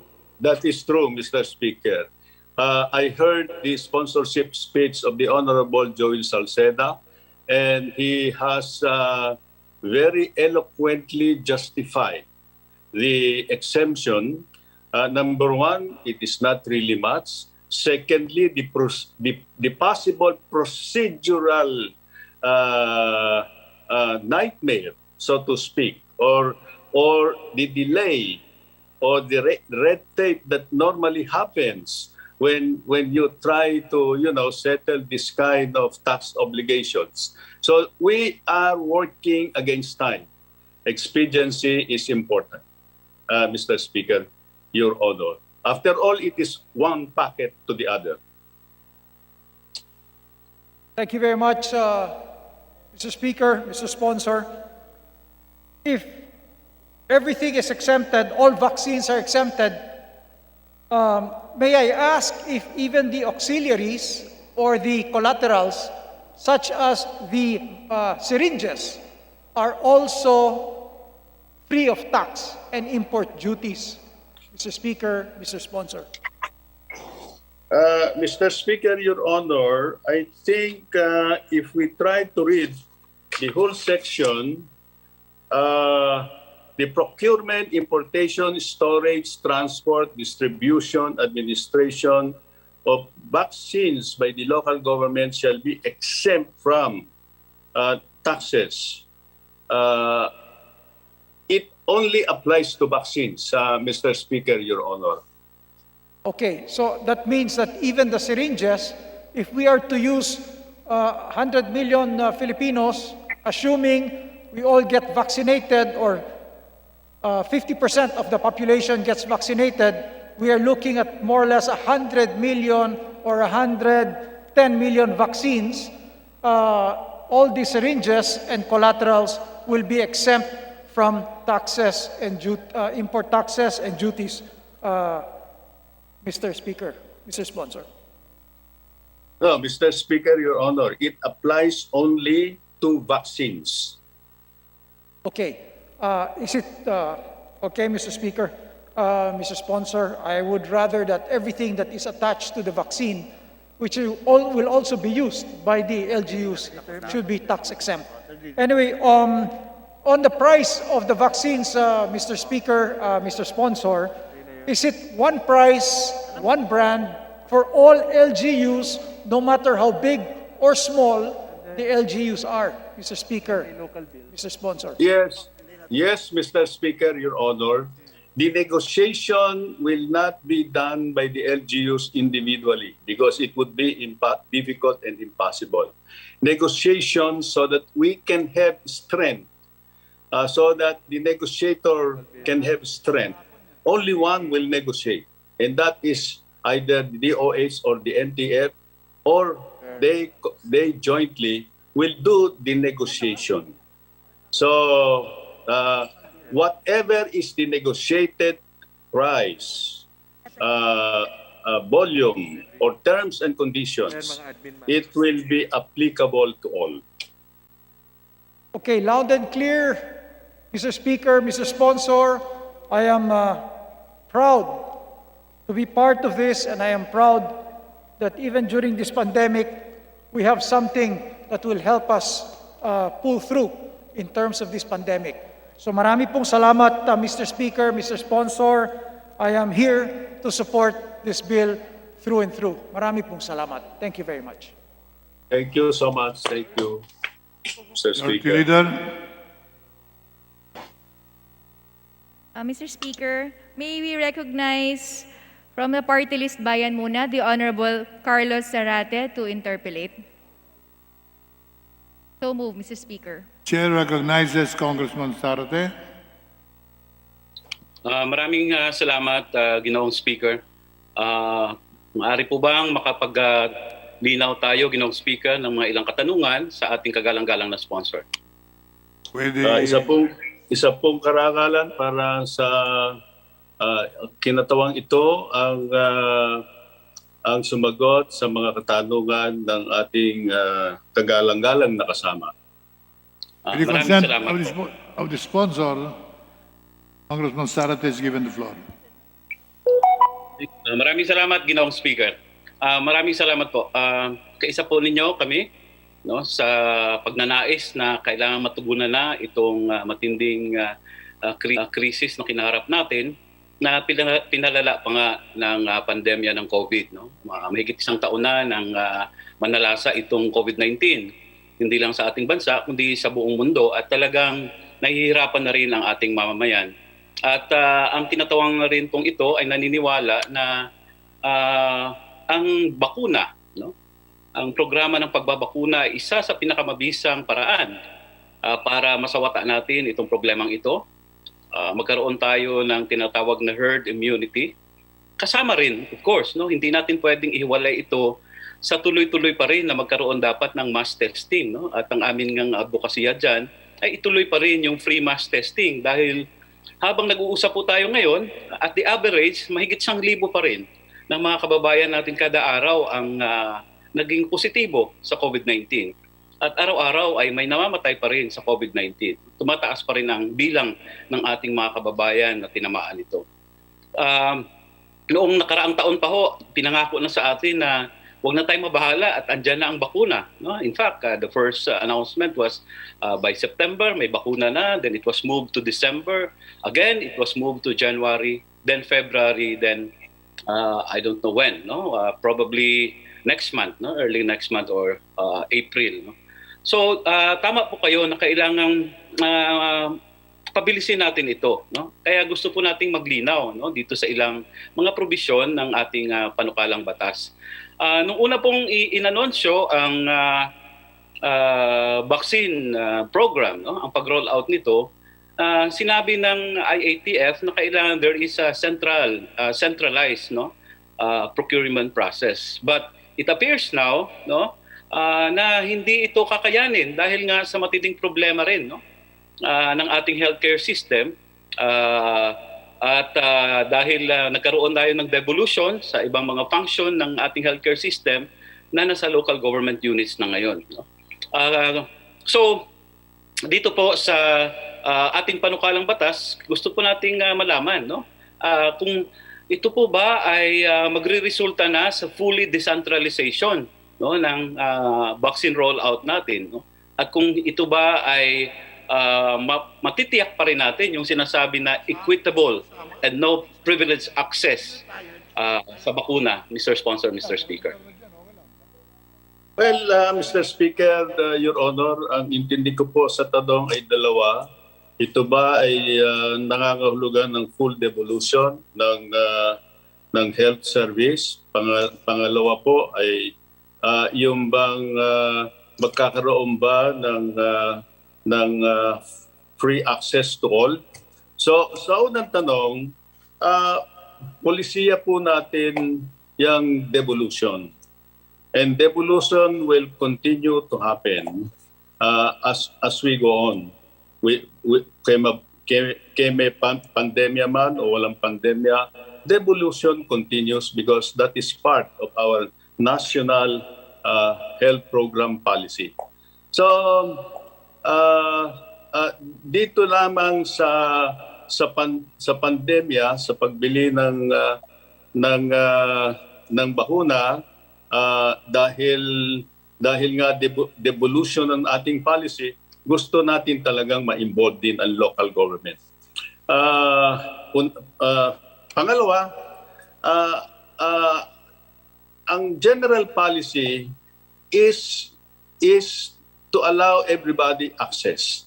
However, because of the limitation of supply, kasi hindi naman po pwedeng dumating lahat yung ating volume na kinakailangan para magkaroon ng herd immunity, nangangailangan po tayo ng prioritization.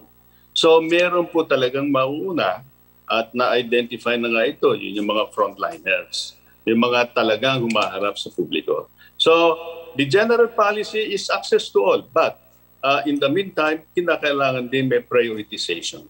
Thank you so much, Mr. Speaker. Your Honor. Maraming salamat, Ginoong Sponsor, Mr. Speaker. Yun po ang aking pinupunto. No? Totoo, meron tayong devolution. But dito po sa usapin ng bakuna dito sa COVID-19, ang unang hong inanunsyo na magkaroon ng isang sentralisadong programa in terms of procurement, distribution, and implementation. No? Dahil kung titingnan po natin, ito yung programa, no, kahit na sa ibang jurisdictions, no, at dito nga lang sa Pilipinas na-introduce itong tripartite system na kung saan kabahagi ang national government, ang local government unit at ang mga manufacturers. Now, in our proposed measure, Mr. Sponsor, Mr. Speaker, kung hindi na ito centralized, no, at magkakaroon ng decentralization, naitanong na rin ito kanina. Mag-i-exist pa rin ba yung usapin ng tripartite system, no, na alternatibo ng isang centralized procurement system and implementation, no? Dahil dito sa ating panukalang batas, ang sinabi rito na specifically Section 3, for example, ang sabi po rito, provinces, cities, and municipalities may directly purchase vaccines for the protection against COVID-19, etc., etc. Pwede po bang linawin natin uli ito, Mr. Sponsor, Mr. Speaker? Thank you, Mr. Speaker, sa inyong magandang tanong. Gaya po ng aking naipaliwanag, ay kailangan po nating hiwalayin yung polisiya ng decentralization. Decentralization or devolution of the health service program or health services. Now, we are talking here of a specific crisis. We're talking about a pandemic situation where we need to organize ourselves. Otherwise, we will have a nightmare in the procurement. Because if you allow all local government units to deal directly with the supplier, firstly, the supplier will not agree to that kind of arrangement. Yes. Number two, it will result in us competing against limited supply. Mag-aagawan po ang ating mga local governments. Hindi po magandang sistema yan. Kinakailangan po magkaisa yung bibili para hindi tayo mapagsamantalahan. And this is the only way to do it. So, naiintindihan ko na while there is a devolution as a policy, we are centralizing this program. That is a necessary consequence, not of the policy, but because of the crisis. Mr. Speaker, Your Honor. Salamat po sa paglilinaw. No? So kung nakuha ko po yung punto ninyo, while the local government units may directly, ang pagkakaintindi ko po kasi rito, the LGUs can directly purchase vaccines, no? So ibig sabihin nito, kung ito yung nakalagay sa ating panukalang batas, they can go directly to the manufacturer, no? Especially yung mga mayayaman na mga LGUs, no? Pero sa pagpapaliwanag po ninyo, ang mangyayari po ba ay centralized pa rin yung procurement ng vaccine via the national government? Or ang ibig bang sabihin nito, the LGUs can purchase, they have to pool their resources, give it to the national government so that the national government can procure centrally the necessary vaccines that is required by a particular LGU, Mr. Sponsor, Mr. Speaker. Mr. Speaker, Your Honor, if we try to read through the language of the bill,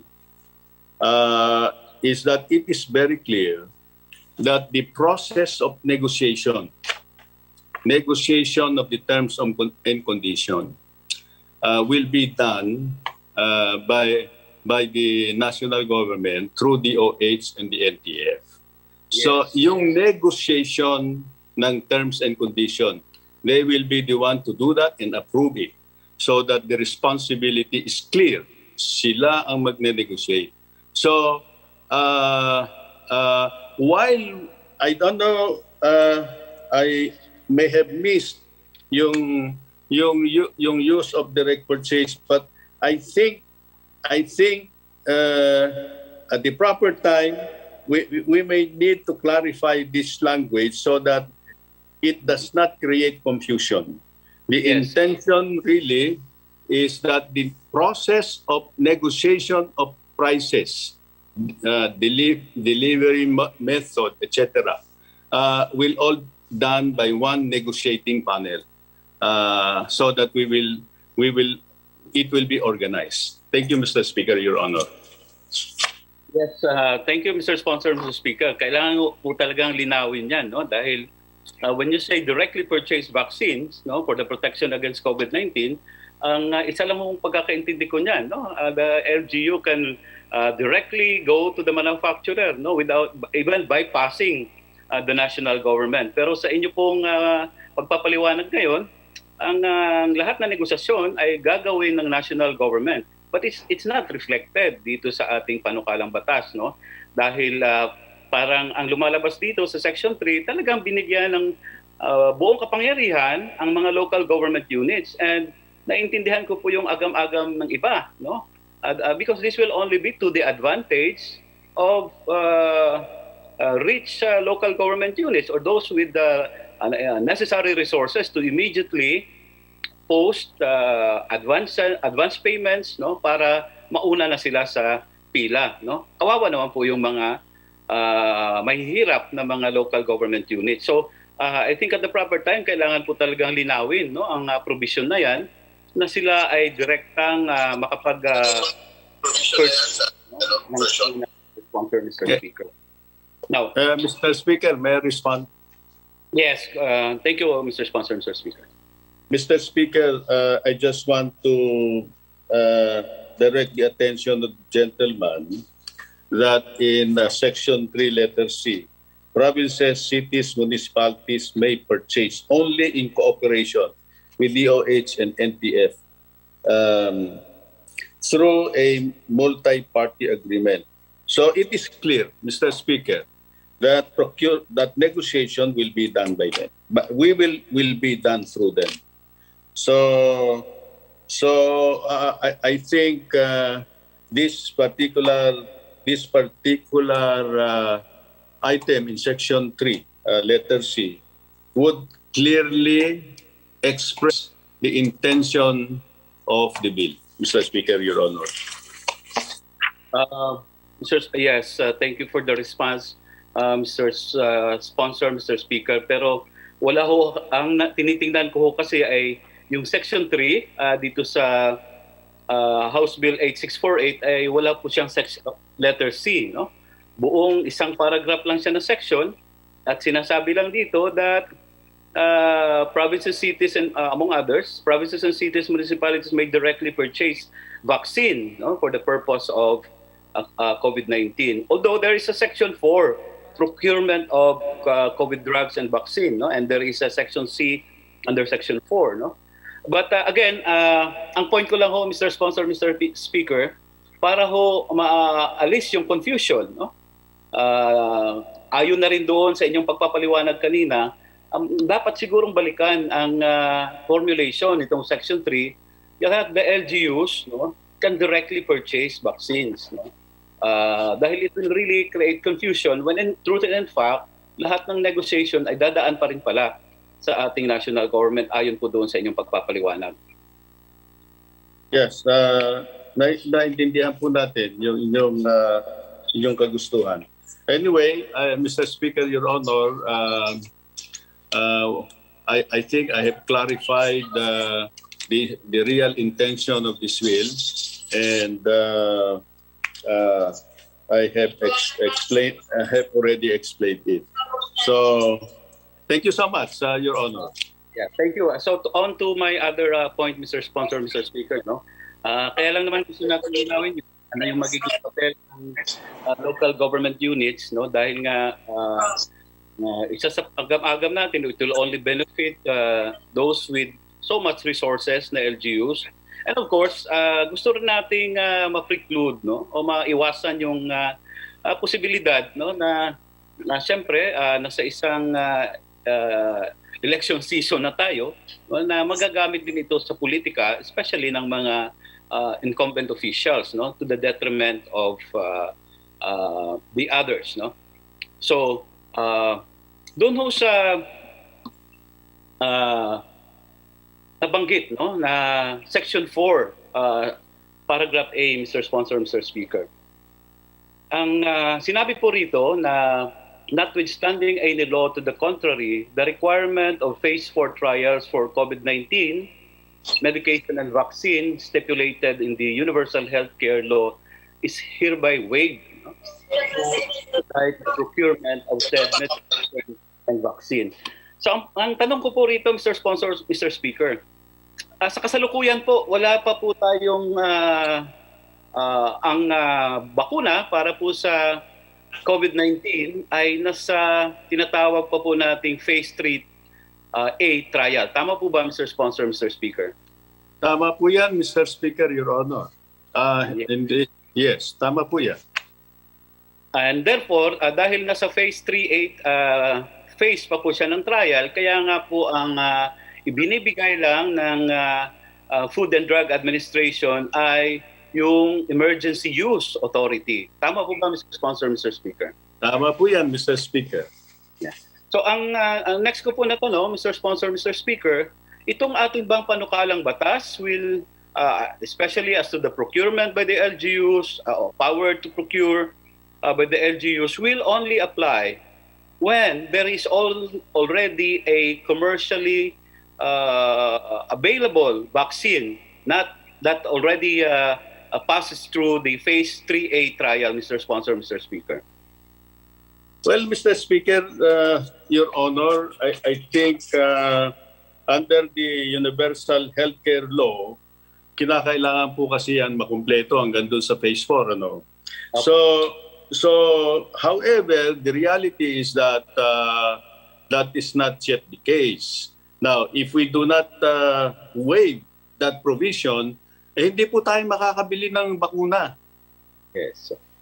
Kung hindi tayo makabili ng bakuna, anong silbi? So kinakailangan po natin na magkaroon ng ganitong waiver. At tayo naman po, ang ating mga health officials, they are fully aware of this. And they are really monitoring the vaccination program and see kung ano mangyayari doon sa proseso. Kung walang adverse effect, then well and good. Kung may adverse effect, then they will take the necessary actions. But please note also that we are doing this upon recommendation as well of the World Health Organization and other internationally recognized organization. Other nations are also doing this kind of things because this, as I said, this is all experimental. So that is the reality on the ground. Yes, thank you Mr. Sponsor, Mr. Speaker. At least so malinaw yan ngayon na even in this stage, no, ay gusto nating pumasok na rin, no? Kahit na nasa emergency uh, use authority level pa lang yan, dahil nasa phase 3A, ay pwede nang pumasok, no, ang mga local government units. They can they can also give their resources, no, para sa pagbili ng bakuna. Now, papasok ako doon sa kaugnay na tanong dyan, Mr. Sponsor, Mr. Speaker.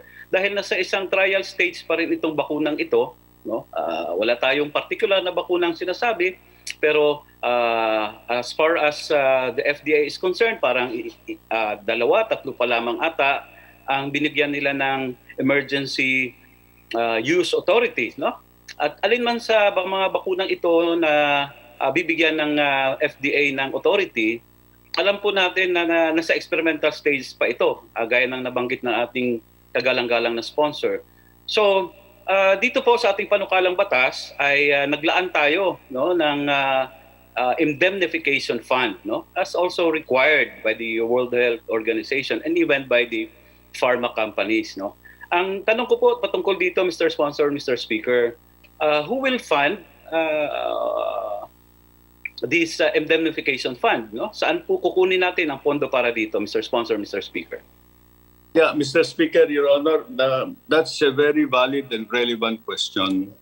And I think at the proper time, we will introduce some amendments.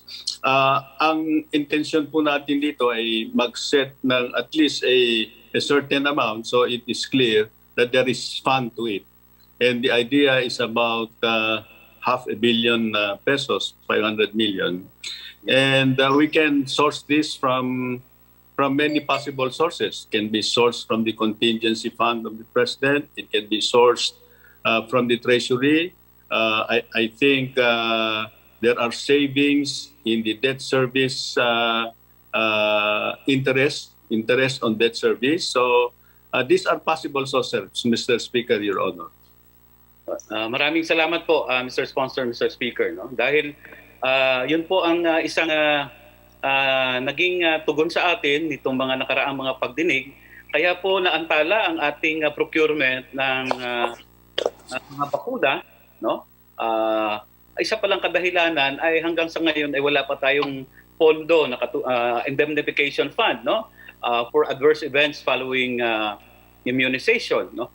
Ang tanong ko po, ano po ba ang naibigay na katugunan o sagot ng ating mga health officials? Bakit hanggang ngayon ay hindi, bakit ngayon lang sila nagpanukala at sinabi sa atin na kailangan pala itong pondong ito, Mr. Sponsor, Mr. Speaker? Para lang po malinaw. Well, I'm not really privy to the negotiations between the government and the pharma companies, but I can only surmise that while our negotiating panel may have been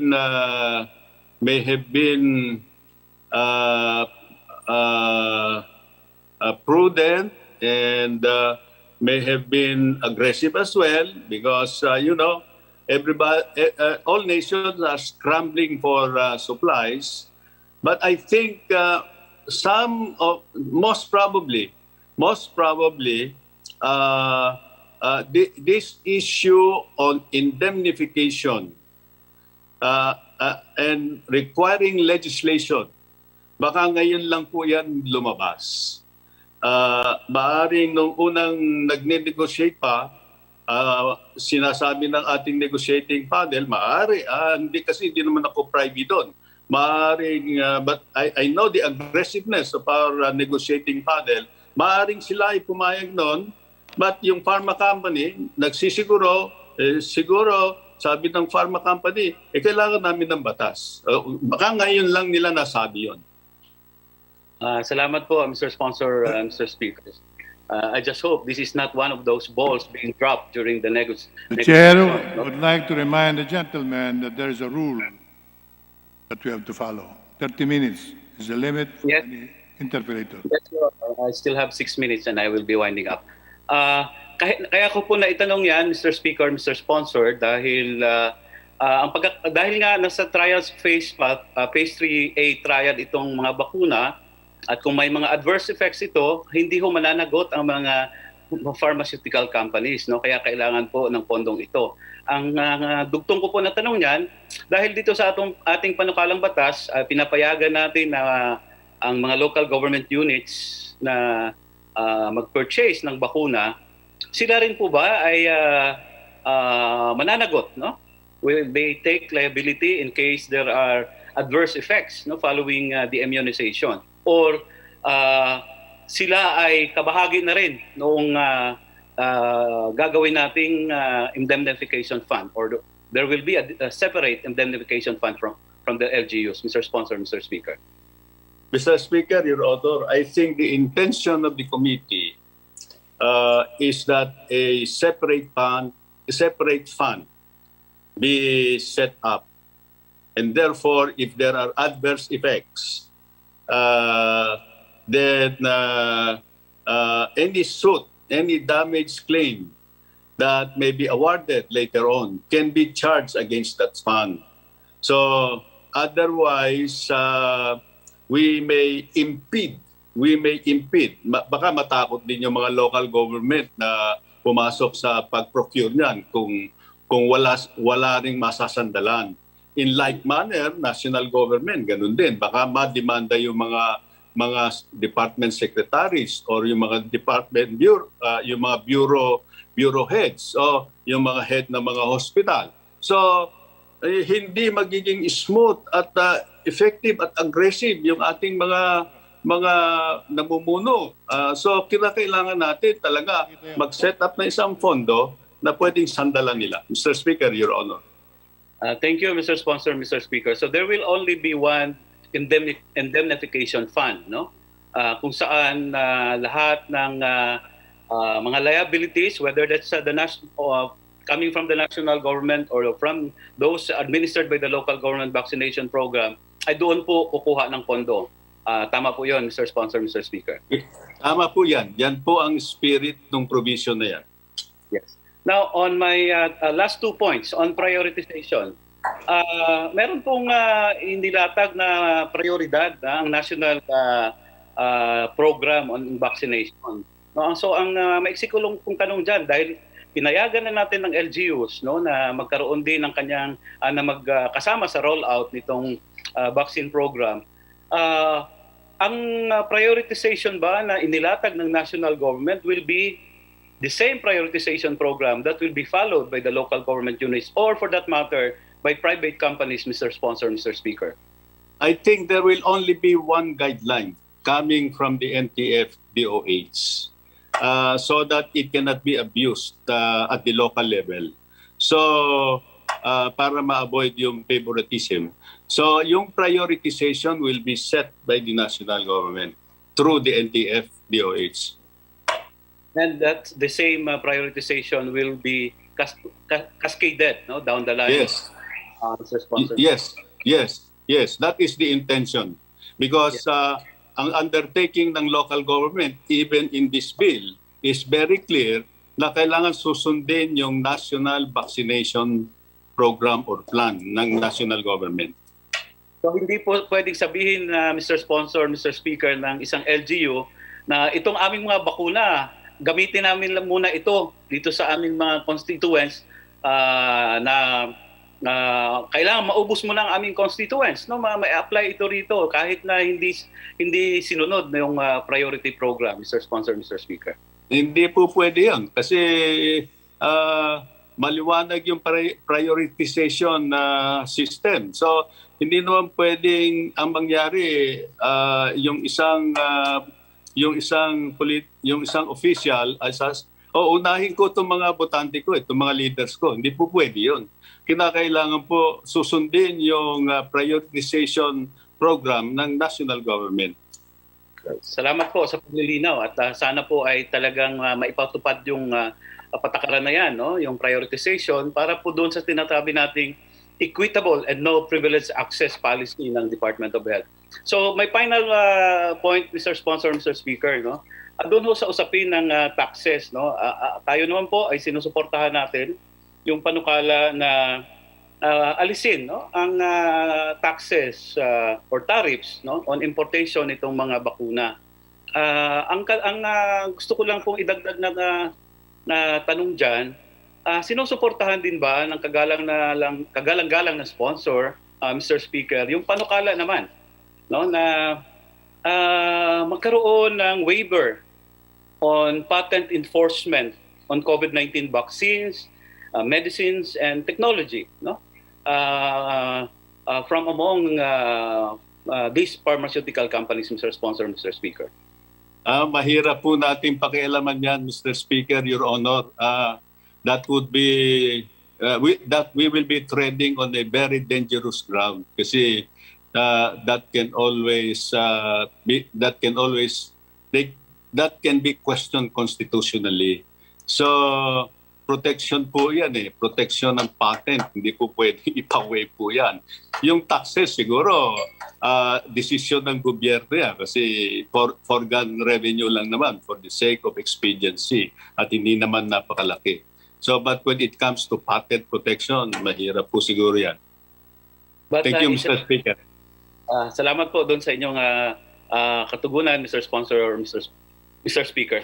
Yun na lang pong aking mga paglilinaw. At the proper time, ang tinatawang ito ay magpapanukala rin ng ilang mga susog o amyenda kung marapati ng mga sponsors. At gusto ko lang pong ulit, no, na mahalaga sa papuntong ito na makamit na natin yung pangangailangan na magkaroon ng mass testing, no, mass vaccination at lahat po ay responsibilidad ito ng lahat. Pero mas malaki po ang responsibilidad ng ating pamahalaan dahil nitong mga nakaraan po, kung pondo ang pag-uusapan, andyan yung pondo, naglaan ng Kongreso at nabanggit na rin ito kanina, may mga loans, no, na na-avail ang ating national government para sa usapin na ito at ito ang inaantay ng ating mga mamamayan para na rin makabangon sila, no, sa pagkalugmok nitong matinding krisis na pinalala pa ng pandemya ng COVID. So maraming salamat Ginoong Sponsor, maraming salamat Mr. Speaker sa pagkakataon na makapaglinaw sa ilang mga probisyon ng ating panukalang batas. Magandang gabi po sa ating lahat. Salamat po sa inyong magagandang tanong. Majority Leader. Mr. Speaker, the next to interpolate the sponsor is the Honorable Arlene Brosas of Gabriela Party List. I so move, Mr. Speaker. Chair recognizes Congresswoman Brosas. Proceed, please.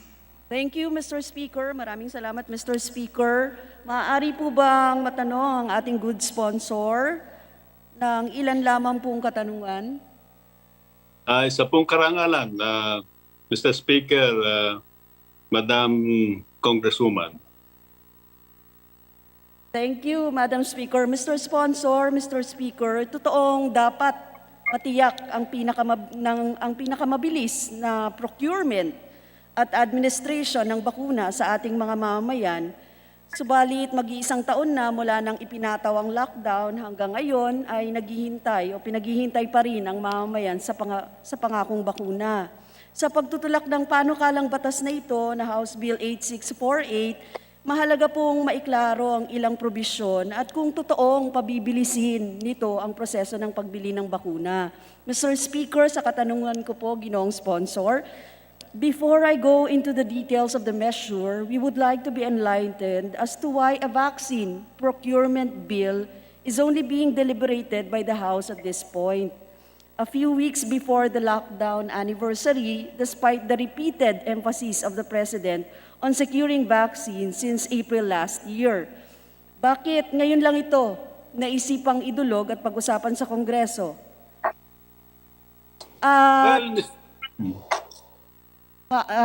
Mr. Speaker, Ginoong Sponsor, tama ba na hindi ito certified urgent ng Pangulo?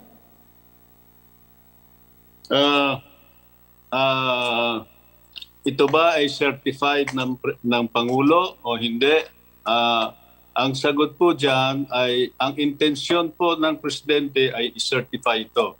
So, meron na pong request ang Speaker at ang Senado sa Presidente dahil may committee report na po na nagawa kagabi. Kaya hopefully sana makarating on time para magamit po natin ngayong araw sapagkat napakahalaga po nito. Pangalawa, bakit ngayon lang? Madam Speaker, Your Honor, ang bakuna po ay hindi nadidiscovery overnight at until the vaccines are about to be proven effective and efficient, hindi po handa yung mga pharmaceutical companies na makipag-negotiate o makipag-deal sa mga gobyerno. So it's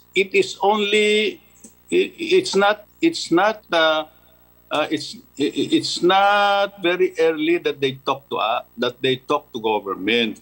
So hindi naman po makokontrol ng gobyerno yan. So kung ngayon lang dumating yung pangangailangan, ngayon lang po ni-request. Kaya po ganyan na nangyari. Mr. Speaker, Your Honor. Yes, Mr. Speaker, Mr. Sponsor, nakaangkla po ang tanong ko kasi lumipas na tayo ng Bayanihan 1, Bayanihan 2, nag-discuss na tayo ng ilang mga measures pa na mahalaga dito. Pero ngayon lang po tayo nag-discuss ng usapin ng vaccine procurement. Is it correct to assume that provisions on emergency vaccine procurement were not included in the Bayanihan 1 and Bayanihan 2? Kasi ang naaalala po namin, may funding provision for vaccine procurement sa Bayanihan 2 pero walang provision hinggil sa expedited vaccine procurement ng LGUs o ng iba pa. Mr. Speaker, Mr. Sponsor. Well, Mr. Speaker, Your Honor, ang panukalang batas na ba na ito ay patungkol doon sa mga prohibitions para makagalaw ng mabilis. Ibig sabihin, yung tungkol sa down payment. So, wala pa pong pinag-uusapan na gano'n noon eh. So, at saka, ang tanda ko, meron pa rin na mga meron ding provision doon sa Bayanihan 1 and 2 about authorizing the President to increase the down payment. But nilagyan po natin ng sunset clause eh. Yun ang gusto natin eh. So nag-lapse na yon. So kinakailangan nating ulitin. Ganun po ang nangyari. So Mr. Speaker, Mr. Sponsor, sa mga pinag-uusapan before, hindi talaga na-figure in itong vaccine procurement. Ano po? Wala po ito. Ngayon lang natin to inihahapag, Mr. Speaker, Mr. Sponsor. Well, Mr. Speaker, Your Honor, ngayon lang kasi ngayon lang lumabas yung mga pagkakataon. Ngayon lamang nakikipag-deal yung mga pharma companies kasi ngayon lang dumarating ang supply. So, hindi naman po natin mapipreempt kung ano magiging hitsura ng kanilang mga terms and condition hanggat hindi po dumarating. So, we cannot predict them. Now, Mr. Speaker, Mr. Sponsor, we understand that time is running out or perhaps time has run out to ensure vaccine supplies at this point. Kasi yung mga rich and powerful countries have secured their respective shares in the global vaccine inventory. Pero kahit po sa atin, but expediency should not be a license to just stamp this bill as approved without scrutiny. Kaya po tinatanong natin yung ilang mga mahahalagang provision dito at section. Kaya Mr. Speaker, Mr. Sponsor, tama po ba na merong kontrata na papasukin at sa mga kontrata, paano po ang negosasyon dito at paano po ito napipinal? Kumbaga, meron bang maximum period ang vaccine contract negotiations? Mga ganyan. Mr. Speaker, Mr. Sponsor. Mr. Speaker, Your Honor, napakahirap pong sagutin yung tanong na yan kasi hindi naman po tayo privy doon sa mga naging transaksyon na yan. But the only thing that I know is that there is a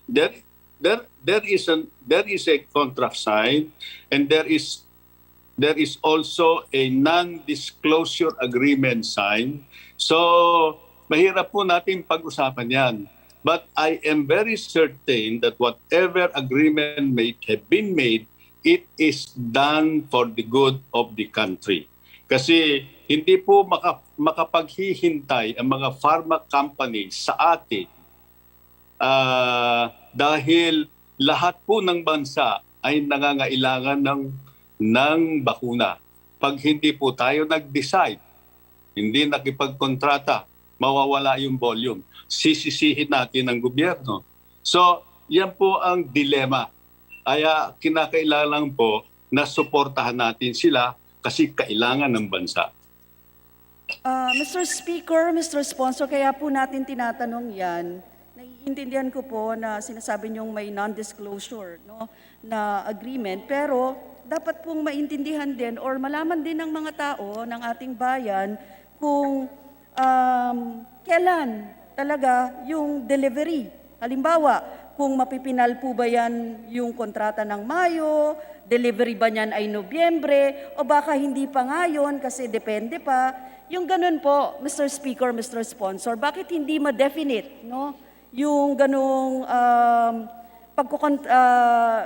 pagde-deliver ng bakuna para makampante po yung ating mamamayan kung kailan talaga darating yung vaccine. Mr. Speaker, Your Honor, may I respond? Mr. Speaker, hindi po natin makokontrol yan eh. It's a market situation that is so unfair to the buyer. And it is not only the Philippines that is facing this kind of a situation. You find it all over the world. So when you ask them for a definite schedule, I am certain they cannot give you a fixed schedule because ano po yan eh, depende sa production capability, production scheduling. No pharma company, I think, will do that, will commit that. They can only give us indicative schedule. Mr. Speaker, Your Honor. So, Mr. Speaker, Mr. Sponsor, sinasabi niyo po na wala pa ngang malinaw, no? Wala pang malinaw or kung meron mang kontrata, hindi pwedeng sabihin kung kailan darating exactly yung bakuna, mga bakuna. And for that matter, Mr. Speaker, Mr. Sponsor, kahit anong klaseng bakuna, kung kailan ang dating niya, dahil ganun ang agreement natin. Mr. Speaker, Your Honor, I'm not privy to those agreements. But what I do know is that they have been negotiating very hard with all possible sources, whether it's coming from Russia, China, Europe, America, etc., etc. They're working very hard. And as I said, it's a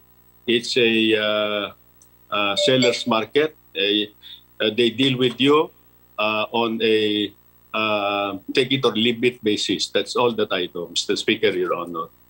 Okay, thank you, Mr. Speaker, Mr. Sponsor. Yung ganyan po, hindi included din dito sa batas, ano? Wala rin po tayong nilagay dito ng maximum period of contract negotiations, mga ganyan. Ano po, Mr. Speaker, Mr. Sponsor? Wala po, Mr. Speaker, Your Honor. Pag naglagay po tayo ng ganyan, itatali lang natin po ang kamay nila. Lalo po silang hindi makakagalaw, and that will make them very ineffective. Thank you, Mr. Speaker, Your Honor. Okay, Mr. Speaker, Mr. Sponsor, on to my next question po. Kaugnay po ito sa Indemnification Fund for Adverse Events following immunization. Saan po ulit kukunin yung pondong ito? Magkano po yung tinatayang kakailanganin natin para sa Indemnification Fund na ito?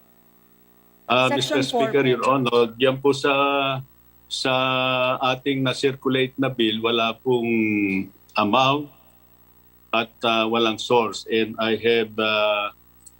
have clarified earlier that at the proper time, we will be in the period of amendment, we will introduce an amount. We're looking at 500 million pesos or half a billion pesos. And we may indicate a possible source such as the contingent fund of the President and other possible sources.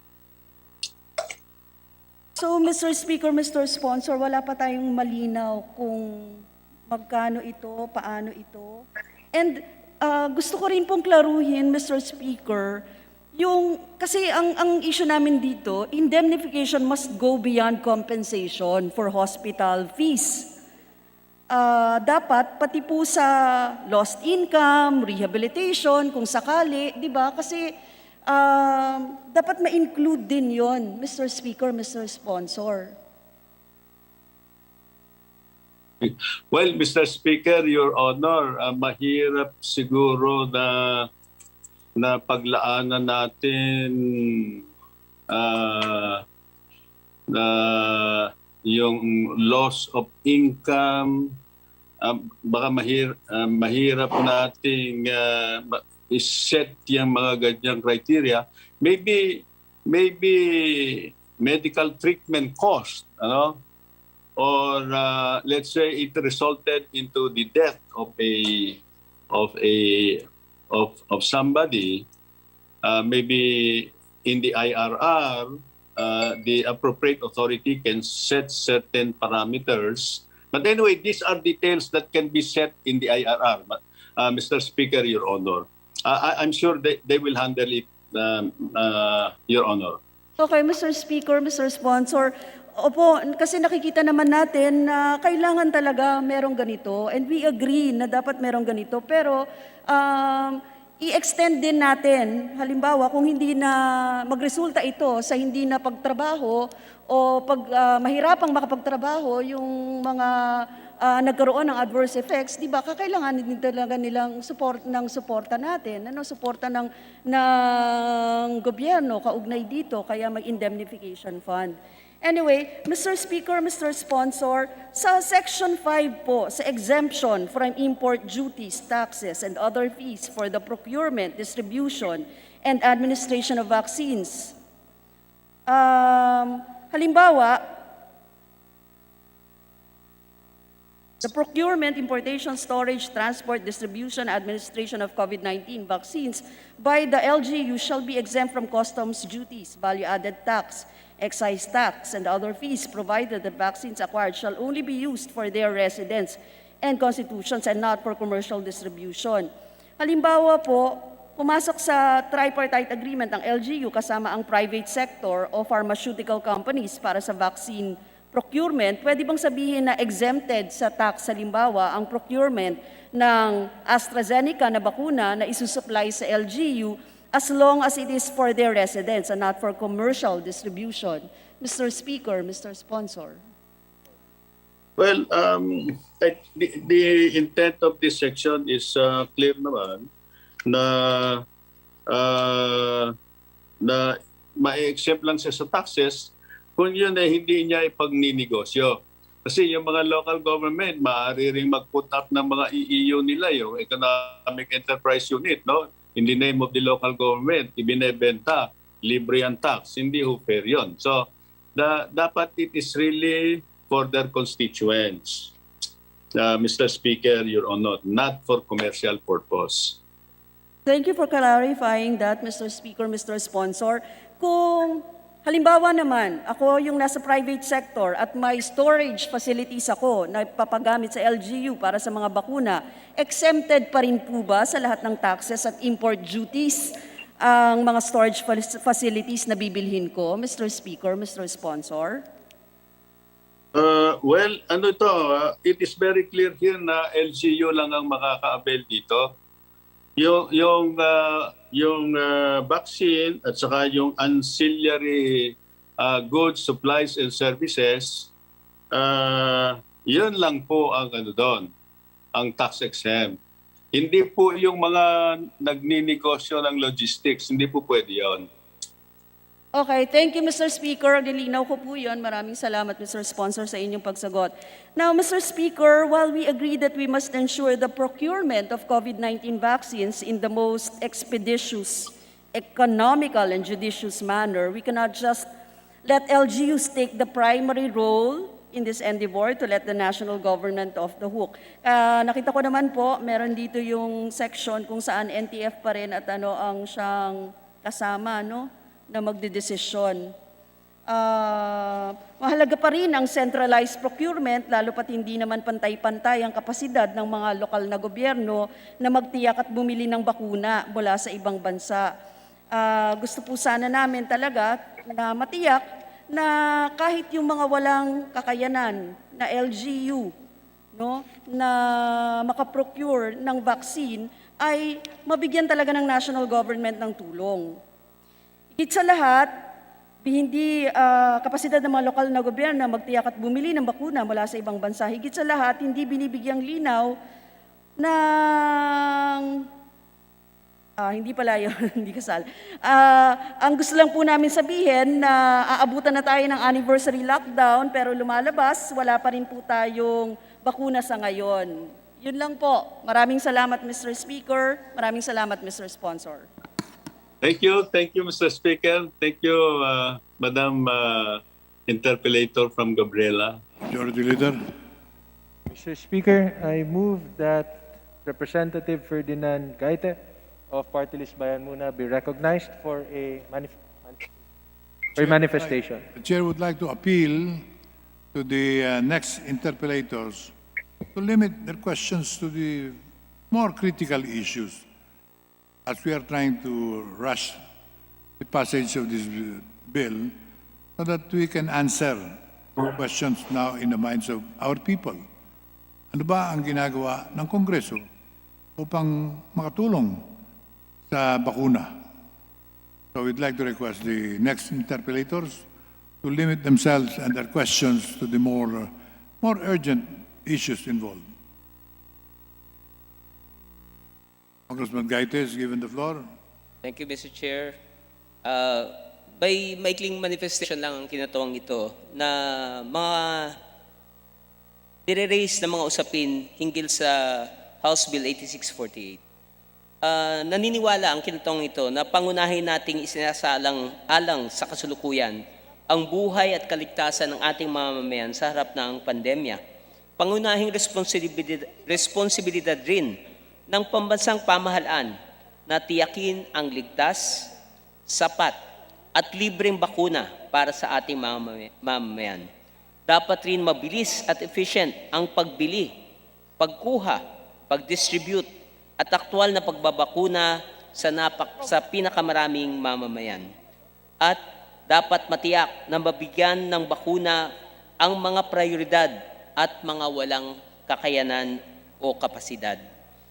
Mga kasama nating nauna nagtanong ay may mga lehitimong mga katanungan sa ating sponsor. Nandiyan ang usapin kung bakit LGUs ay binibigyan ng karapatan sa direct purchase ng mga vaccines.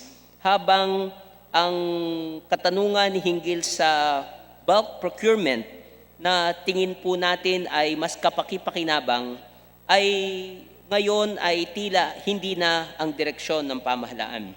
Gayun din ang usapin hinggil sa katiyakan na ang mga LGUs na walang kapasidad na bumili ng vaccine ay magkakaroon rin ng patas na pagkakataon.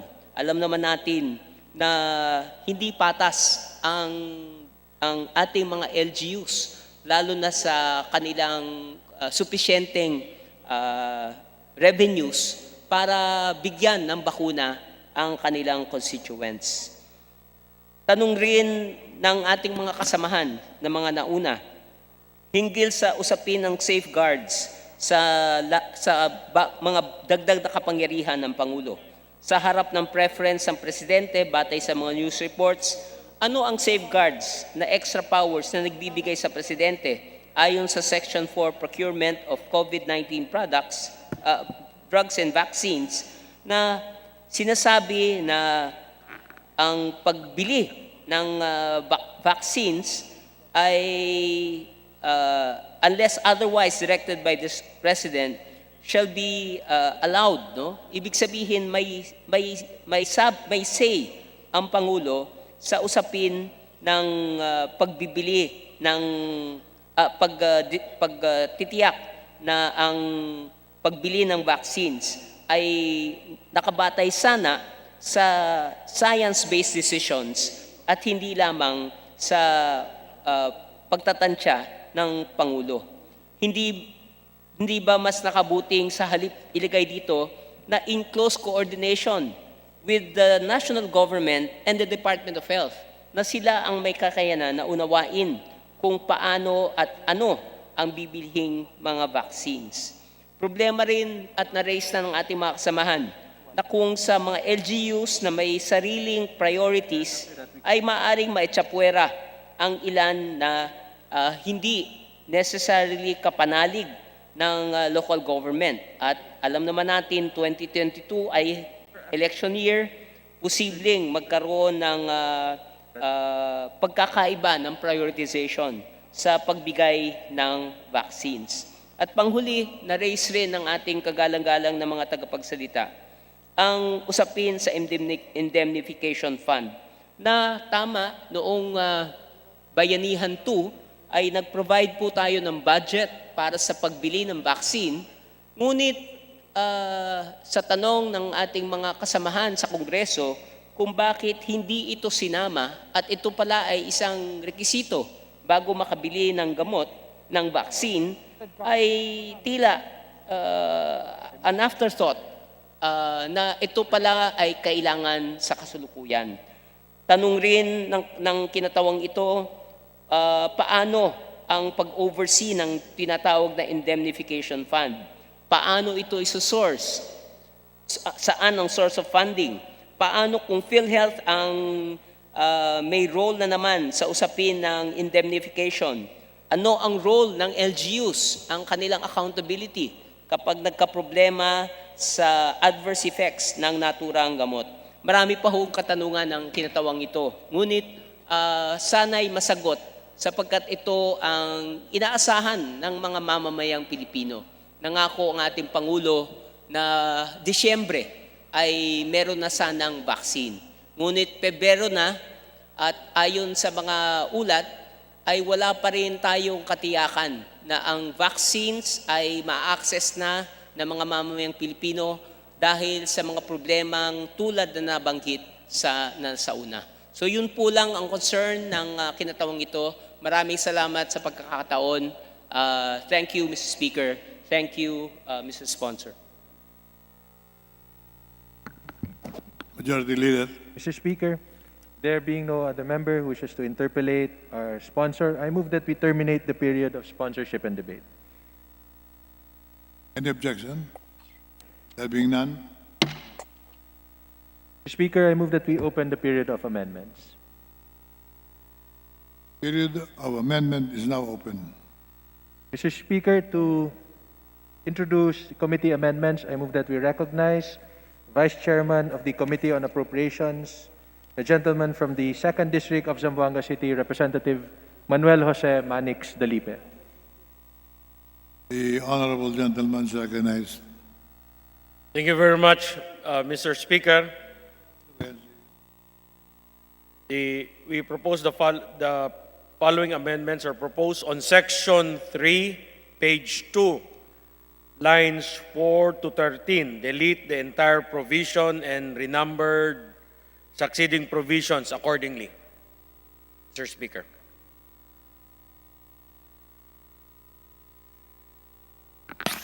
What does the majority leader say? Mr. Speaker, I move that we approve the amendment. Any objection? Hearing none, amendment is approved. Majority. Mr. Speaker,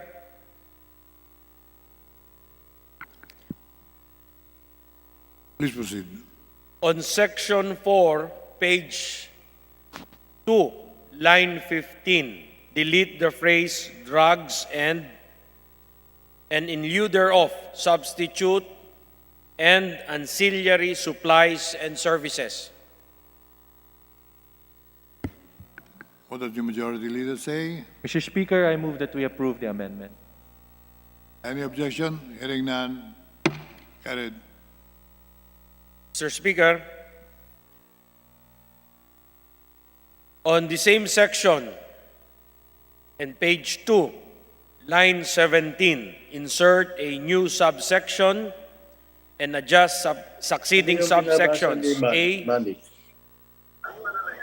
notwithstanding Section 338 of Republic Act Number 7160, as amended, otherwise known as the Local Government Code of 1991, and Section 88 of Presidential Decree Number 1445, as amended, otherwise known as the Government Auditing Code of the Philippines, and any law to the contrary, the Department of Health and the NTF, either through themselves, jointly, or in consideration or in cooperation with any national government agency or instrumentality or local government unit, are authorized to procure COVID-19 vaccines, including ancillary supplies and services necessary for their storage, transport, and valid certificate of product registration or emergency use authorization. And on letter D, the posting requirement for the procurement as authorized in this Act shall be made on the GPPB online portal by the procuring local government unit. In the case of procurement of vaccines entered into prior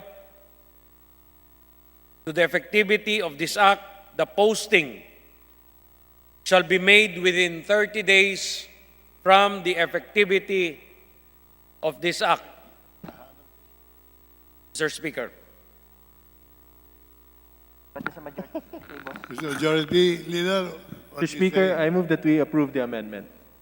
Any objection? Hearing none. Carried. Mr. Speaker, on Section 7, page 3, lines 32 to 35, between the comma and the word this, delete the phrase, the Secretary of the Interior and Local Government, in coordination with the Government Procurement Policy Board and the Department of Health, shall issue the special procurement rules for the effective implementation of, and in lieu thereof, substitute the following: the DOH and NTF jointly and with prior consultation with the GPPB and other stakeholders shall issue guidelines implementing. Mr. Speaker. Mr. Majority Leader. Mr. Speaker, I move that we approve the amendment.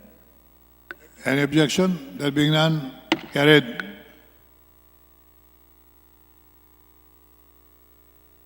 Mr. Speaker, on Section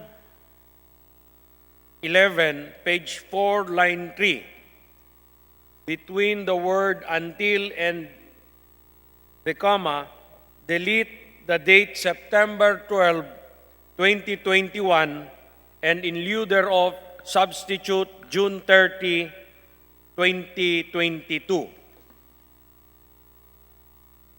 Majority Leader. Mr. Speaker, I move that we approve the amendment. Any objection? Hearing none. Mr. Speaker, I would like to request for a 1-minute suspension. To suspend, Mr. Suspended. Speaker.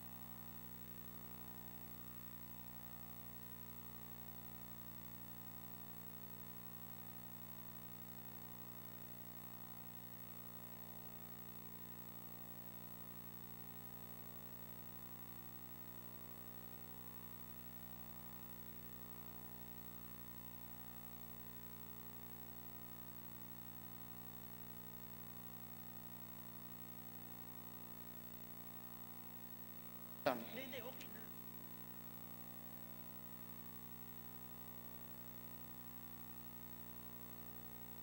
time withdraw? Wala. Ito na kaya? Punta mo na.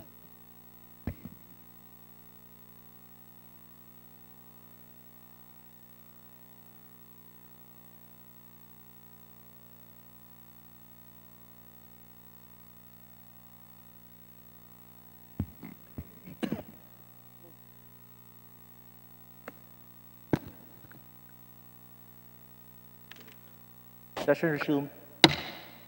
Majority Leader. Mr. Speaker, the parliamentary status of House Bill number 8648 is that we are in the period of amendments. So, before we suspended, there was a confusion about the supposed misprint in the amendments, which the Honorable Dalipe was trying to read out or was trying not to read out. With this, everything has been cleared. Mr. Speaker, I would like to recognize again the Honorable Dalipe for his suggested amendments. So moved, Mr. Speaker. Representative Dalipe is recognized. Thank you, Mr. Speaker. So to continue, Mr. Speaker, the same on section 11, page 4, line 3, between the word until and the comma, delete the date September 12, 2021, and you thereof substitute June 30, 2022. And Mr. Speaker, on the same section and page, delete lines 24 and 24 to 49. And on page 3, delete lines 1 to 13. And in lieu thereof, substitute the following: provinces, cities, and municipalities may purchase only in cooperation with the DOH and NTF against COVID-19 through a multi-party agreement, which shall include the Department of Health and the relevant supplier of COVID-19 vaccine or ancillary supplies or services, provided that the LGU shall comply with the terms and conditions of deployment promulgated by the DOH and NTF jointly, provided further that LGUs may only purchase COVID-19 vaccines that are registered with the Food and Drug Administration, which processes deployment through negotiated procurement under emergency cases as defined by Section 53 of Republic Act number 9184 and Sections 53, 52 of the 2016 revised IRR of Republic Act number 9184, provided that in the procurement of COVID-19 vaccines, the NTF shall be authorized to negotiate and approve the terms and conditions thereof in behalf of the procuring entities, including but not limited to the price and payment terms. Provided further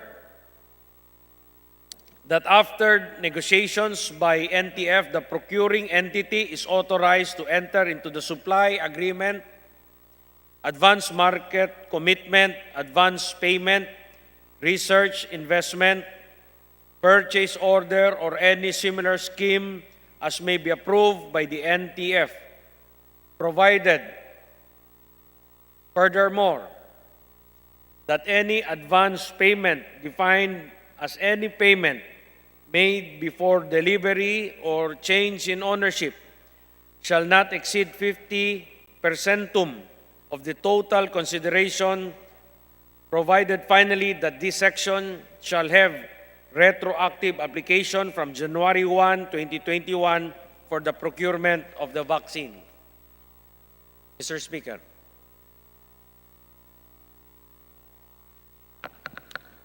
What does the majority leader say? Mr. Speaker, in behalf of the majority, we accept the amendments proposed by the Honorable Delipe. Any objection? Hearing none, the said amendments hereby approved. Mr. Speaker, lastly, and with Representatives Lord Alan J.Q. Velasco, Ferdinand Martin G. Romualdez, Joseph Stephen Caraps Paduano, Juni E. Kua, Eric Go Yap, Joey Sarte Salceda, Manuel Jose M. Dalipe, Rosemary Baby Arenas, Evelina G. Escudero, Pablo John Garcia, Christine Singson Mihan, Strike B. Revilla, Rufus Rodriguez, Diogracias Victor D.B. Sabellano, Marlene Len Alonte, Tyron D. Agabas, Christopher B.P. De Venecia, Ria Cristina Fariñas, Juan Miguel Macapagal Arroyo, Ulit natin. Elenita Milagros Aileen Ermita Buhain, Rufi B. Biazon, Lorna P. Bautista Bandigan, Peter John Calderon, Luis N. Campos Jr.,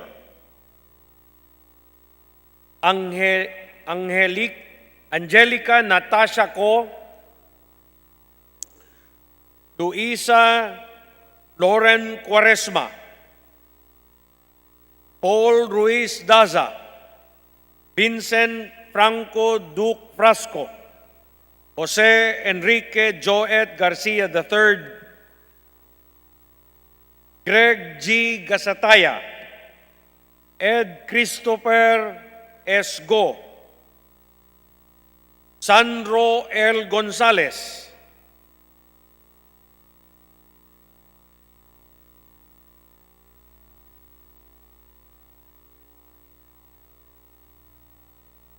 Majority leader. Mr. Speaker, I move to suspend the session for 1 minute. Session suspended.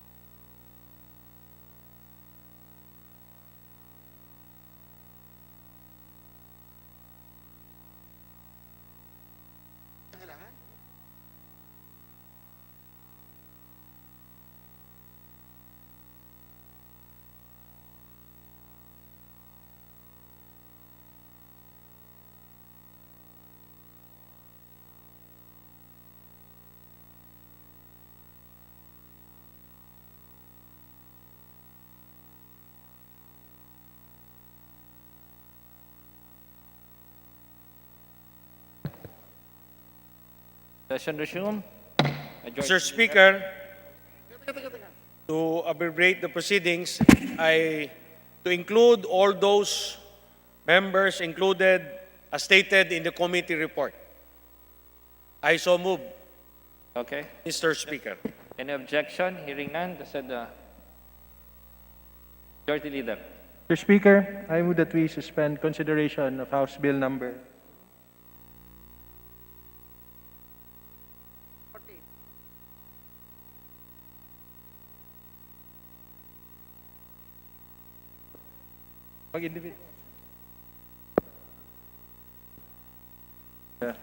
Mr. Speaker, I move that we suspend consideration of House Bill.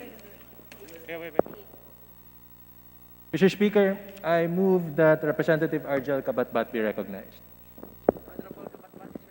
Honorable Kabatbat is recognized. Mr. Speaker, I wish to be a co-author of the measure together with Congresswoman Stella Kimbo. I manifest that our names be included as co-authors, Mr. Speaker. Said Majority Leader.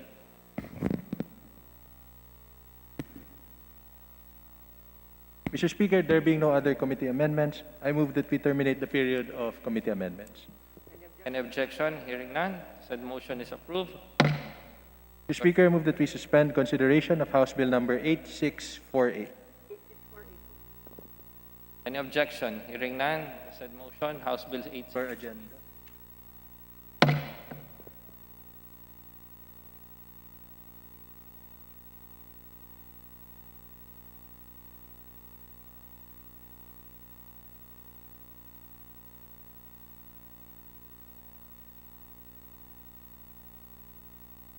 Speaker. Majority Leader. Mr. Speaker, I move for the consideration on third reading of House Bill 8218. For this purpose, may I request that the Secretary General be directed to read the said title of the bill, Mr. Speaker, There's a motion. and thereafter to call the roll for nominal voting. There's a motion. Secretary General. House Bill 8218, an act creating the Metro Bataan Development Authority, defining its functions, powers, and providing funds therefore. Roll call of members in consideration of House Bill number 8218.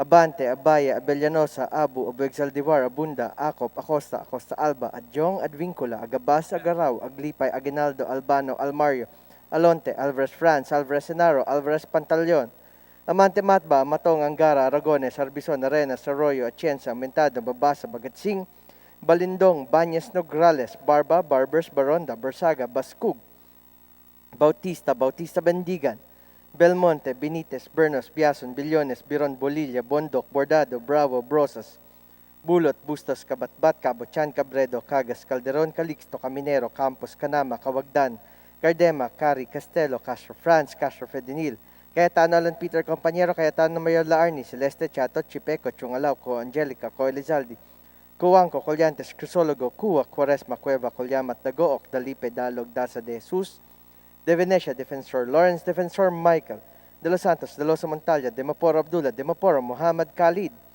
Duavit, Duhali, Duterte, Di Faustino Ina, Di Faustino Michael III, D. Ian Paul, Ebca Secleo, Elago, Enverga, Erice, Erigel, Ermita Buhain, Escudero, Espina, Espino, Estrella, Fariñas Ria, Fariñas Rudy Cesar, Fernandez, Fernando, Ferrer Juliet, Ferrer Luis, Flores, Fortun, Fortuno, Frasco, Fentebella, Gaite, Garbin, Garcia, Jose Enrique, Garcia, Pablo Jan, Garcia Vincent, Garin Janet, Garin Sharon, Gasataya, Gatchalian, Gato, Herongo, Edgo, Mark, Gonzaga, Gonzales, Aurelio Dong, Gonzales, Neptali, Gonzales, Sandro, Groseta, Gico, Gullas, Guya, Haresco, Ataman, Hernandez, Herrera D, Hofer, Haluso, Xavier Jimenez, Co Elisa, Co Wilton, Kong Hun, Labad, Lacson, Noel, Lagman, Lagon, Lara, Lasatin, Liachon, Legarda, Limlim Kay Chong, Lopez, Loyola, Losotan, Macapagal Arroyo, Maceda, Madrona, Malapitan, Mangawang, Magundad Dato, Marcoleta, Mariano Hernandez, Marino, Marquez Martinez, Matba, Matugas, Mendoza, Mercado, Momo, Natividad Nagaño, Nava, Nieto, Noel, Nograles, Jericho, Nograles, Juan Fidel,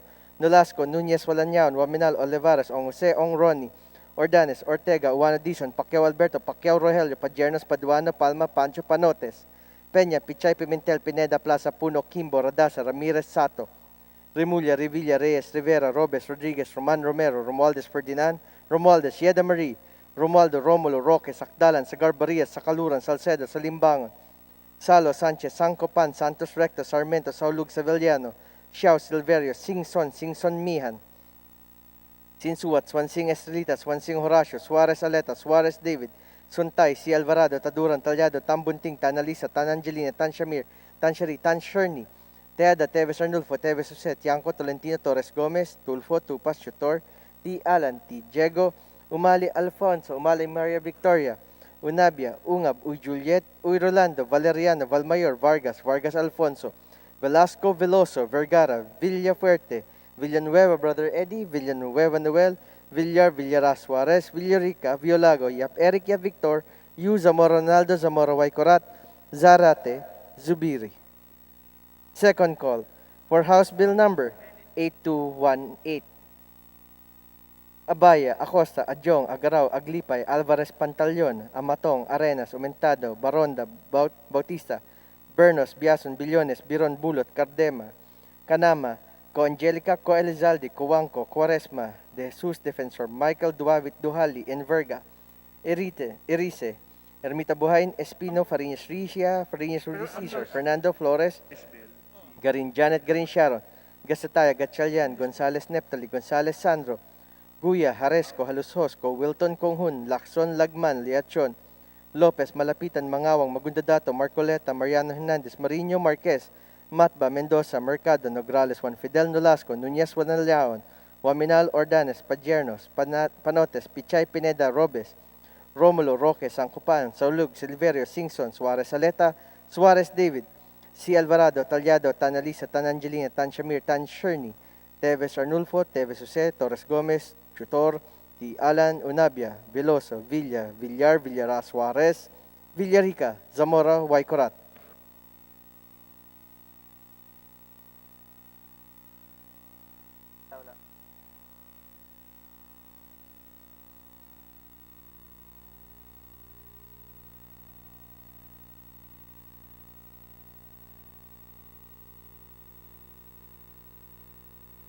The 203 members voting in the affirmative, 0 in the negative, and 0 abstentions.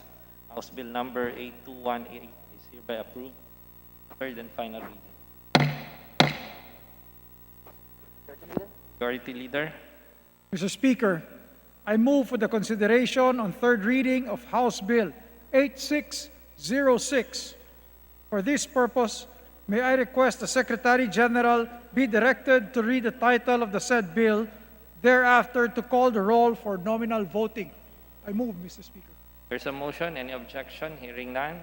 Secretary General, please do the reading. House Bill number 8606, an act establishing the Municipality of Bocaue, Province of Bulacan, a general hospital to be known as the Johnny Villanueva General Hospital and appropriating funds therefore. Roll call of members in consideration of House Bill number 8606. Abante, Abaya, Abellanosa, Abo, Begsaldivar, Abunda, Acop, Acosta, Acosta Alba, Adjong, Advincula, Agabasa, Garaw, Aglipay, Aguinaldo, Albano, Almario, Alonte, Alvarez France, Alvarez Senaro, Alvarez Pantaleon, Amante Matba, Amatong, Angara, Aragones, Arbison, Arenas, Arroyo, Atienza, Aumentada, Babasa, Bagatsing, Balindong, Banyas Nograles, Barba, Barbers, Baronda, Bersaga, Bascug, Bautista, Bautista Bendigan, Belmonte, Benitez, Bernos, Biason, Billones, Biron, Bolilla, Bondoc, Bordado, Bravo, Brosas, Bulot, Bustos, Kabatbat, Cabochan, Cabredo, Cagas, Calderon, Calixto, Caminero, Campos, Canama, Cawagdan, Cardema, Cari, Castelo, Castro France, Castro Fredinil, Cayetano, Alan Peter Compañero, Cayetano, Mariela Arni, Celeste, Chato, Chipeco, Chungalaw, Angelica, Coelizaldi, Cuanco, Collantes, Crisologo, Cua, Quaresma, Cueva, Colyamat, Dagook, Dalipe, Dalog, Daza de Jesus, De Venecia, Defensor Lawrence, Defensor Michael, De Los Santos, De Losa Montalya, De Maporo Abdullah, De Maporo, Muhammad Khalid, Duavit, Duhali, Duterte, Di Faustino, Ina, Di Faustino, Michael III, D. Ian Paul, Ebcas, Ecleo, Ilago, Enverga, Erice, Erigel, Ermita Buhayn, Escudero, Espina, Espino, Estrella, Fariñas Ria, Fariñas, Rudy Cesar, Fernandez, Fernando, Fer Juliet, Fer Luis, Flores, Fortuno, Frasco, Fuente Bella, Gaita, Garbin, Garcia, Jose Enrique Garcia, Pablo Jan, Garcia Vincent, Garin Janet, Garin Sharon, Gasataya, Gatchalian, Gato, Herongo, Edgo, Mark, Gonzaga, Gonzales, Aurelio, Don, Gonzales, Neptali, Gonzales, Sandro, Guruseta, Gico, Gullas, Guya, Haresco, Ataman, Hernandez, Herrera, D. Hofer, Haluso, Javier, Jimenez, Ko Elisa, Ko Wilton, Kong Hun, Labad Labad, Lacson, Lacson Noel, Lagman, Lagon, Lara, Lasatin, Liachon, Legarda, Limlem, Kaichong, Lopez, Loyola, Lusotan, Macapagal Arroyo, Maceda, Madrona, Malapitan, Mangawang, Magundadato, Marcoleta, Mariano Hernandez, Marino, Marquez Martinez, Matba, Matugas, Mendoza, Mercado, Momo, Natividad Nagaño, Nava Nieto, Noel, Nograles Jericho, Nograles, Juan Fidel, Nolasco, Nunez Malañaon, Waminal, Olivares, Ong Seong Roni, Ordanes, Ortega, Uwano Dizon, Pacquiao Alberto, Pacquiao Rogelio, Padjernos, Paduano, Palma, Pancho, Panotes, Peña, Pichay, Pimentel, Pineda, Plaza, Puno,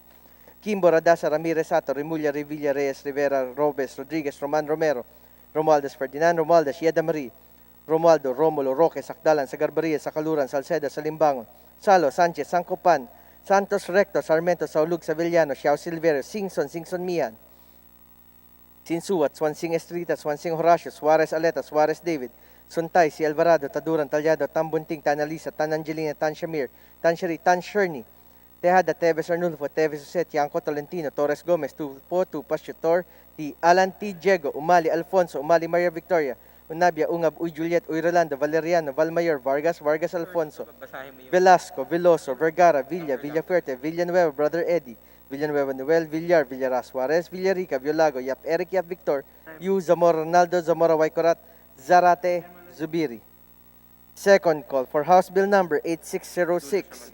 Honorable Representatives Abaya, Acosta, Adjong, Agaraw, Aglipay, Alvarez Pantaleon, Amatong, Arena, Sumentado, Baronda, Bautista, Bernos, Biason, Billones, Biron, Bulot, Kanama, Cardema, Co, Angelica, Co, Elizalde, Cuanco, Quaresma, De Jesus, Defensor Michael, Duavit, Duhali, Enverga, Erice, Ermita Buenes, Pino, Fariñas Ria, Fariñas Rudy Cesar, Fernando, Flores, Garin Janet, Garin Sharon, Gasataya, Gatchalian, Gonzales Neptali, Gonzales Sandro, Guya, Haresco, Halososco, Wilton Konghun, Lagman, Liachon, Lopez, Malapitan, Mangawang, Marcoleta, Mariano Hernandez, Marino, Marquez, Matba, Mendoza, Mercado, Nograles, Juan Fidel Nolasco, Nunez Manalñaon, Waminal, Ordanes, Padjernos, Panotes, Pichay, Pineda, Robes, Romulo, Roque, Sancopan, Saulug, Silvero, Singson, Suarez Aleta, Suarez David, Si Alvarado, Talyado, Tan Alisa, Tan Angelina, Tan Shamir, Tan Sherny, Teves Arnulfo, Teves Jose, Torres Gomez, T. Alan Unabia, Veloso, Villa, Villar, Villaras Suarez, Villarica, Zamora, Waikorat.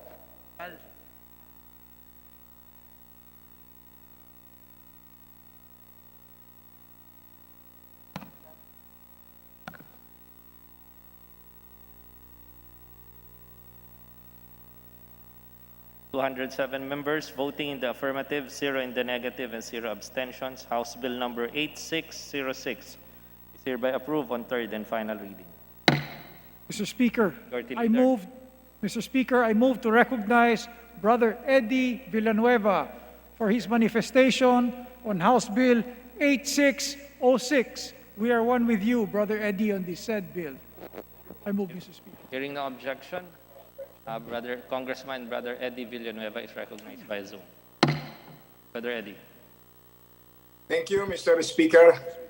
Sa ngalan po ng buong bayan ng Bukawi at ng dakilang lalawigan ng Bulacan, ang kinatawan pong ito taos puso nagpapasalamat sa inyong lahat sa inyong suporta at pag-aproba sa third and final reading ng House Bill number 8606 na nagpapagawa ng isang Level 2 hospital sa Bukawi, Bulacan na tatawaging Johnny Villanueva General Hospital.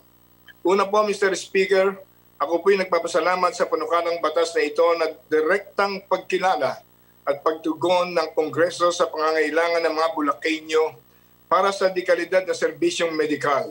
Ito po ang kauna-unahang nationally funded hospital sa buong lalawigan ng Bulacan.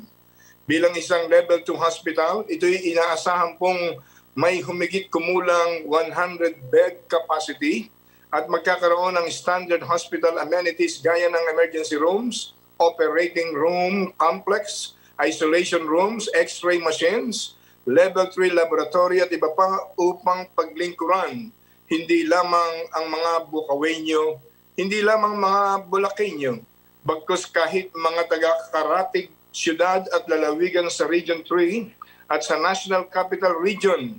And in times of emergencies, This general hospital is open to receive patients all over the country. I would like to personally thank the Speaker, Lord Alan J.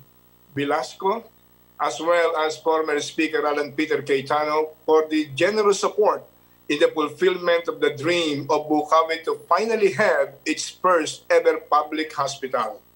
Ikalawa po, Mr. Speaker, sa ngalan po ng aming pamilya na binubuo ng aking 4 na anak, of course, former Bukawi Mayor Eduardo Villanueva, JJ Jr., at si Senator Joel Villanueva, Pastora Joby Villanueva Binalya, and former Congressman Sherwin Tugna. Ako po ay lubos na buong puso nagpapasalamat sa kongresong ito sa pagbibigay parangal sa isang katangi-tanging alkalde ng bayan ng Bukawi, ang aking yumaong anak na si Mayor Johnny Villanueva Tugna. Today we adhere to the timeless biblical principle that says, I quote and quote, "Give honor to whom honor is due," unquote.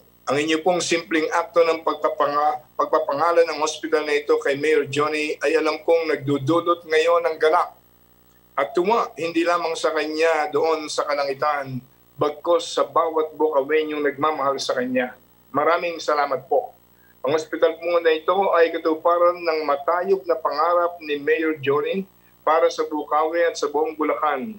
It was Mayor Johnny's brainchild, from donating her personal land property to be the site of this hospital into lobbying the national government for appropriations needed for its operations. She did it all, as confirmed by Bulacan Mayor's League.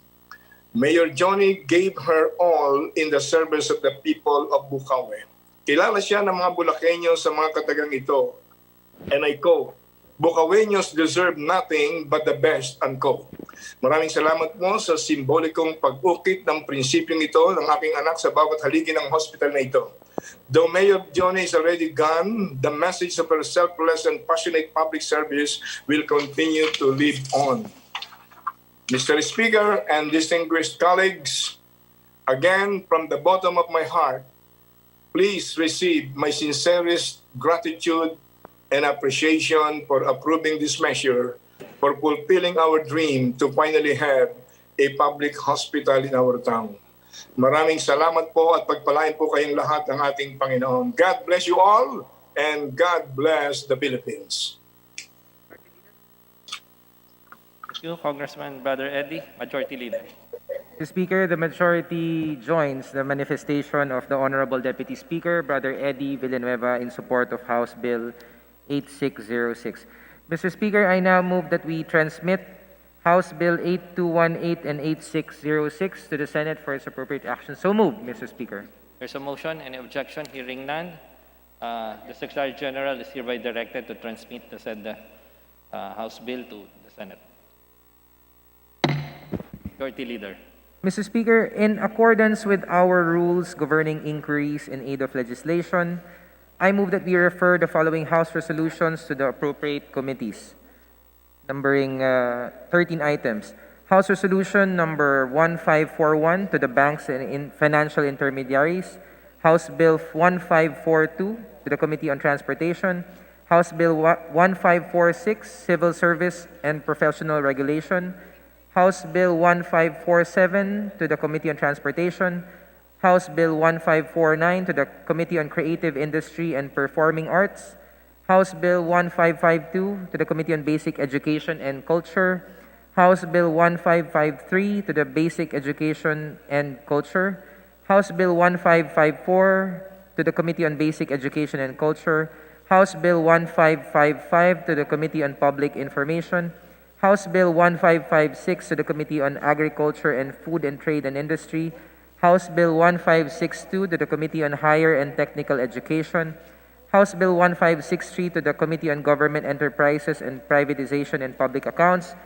And House Resolution 1564 to the Committee on Government Enterprises and Privatization and Public Accounts. So moved, Mr. Speaker. There's a motion. Hearing no objection. The said House resolutions are hereby approved.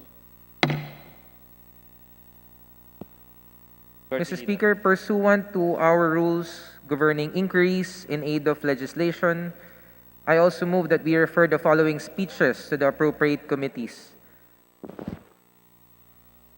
The speech of the Honorable Representative Castro of Blended Learning to the Committee on Basic Education and Culture, the privileged speech of Honorable Deloso Montalia to the Committee on Foreign Affairs, the privileged speech of the Honorable Representative Elago to the Committee on Higher and Technical Education, the privileged speech of the Honorable Representative Abu to the Committee on Foreign Affairs, privileged speech of the Honorable Mike Defensor to the Committee on Good Government and Public Accountability, privileged speech of the Honorable Representative Dagook to the Committee on Health, and the privileged speech of the Honorable Ko to the Committee on Ecology. So moved, Mr. Speaker. There's a motion. Any objection? Hearing none.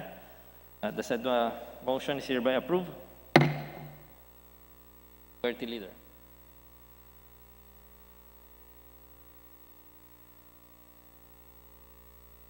Mr. Speaker, I move for the change of referral of the following measures. Number 1, House Bill number 4833 from the Committee on Population and Family Relations to the Committee on Revision of Laws. House Resolution number 5 from the Committee on Good Government and Public Accountability and Public Accounts to the Committee on Good Government and Public Accountability. Speech of Representative Colyamat delivered on January 25, 2021, entitled Defending Farmers' Right to Land, from the Committee on Agriculture and Food to the Committee on Agrarian Reform. Speech of the Honorable Representative Vargas delivered on February 1, 2021, entitled Addressing Poverty After the Pandemic, from the Committee on Poverty Alleviation to the Committee on Social Services. So moved, Mr. Speaker. There's a motion. Any objection? And the said motion is hereby approved. Majority Leader.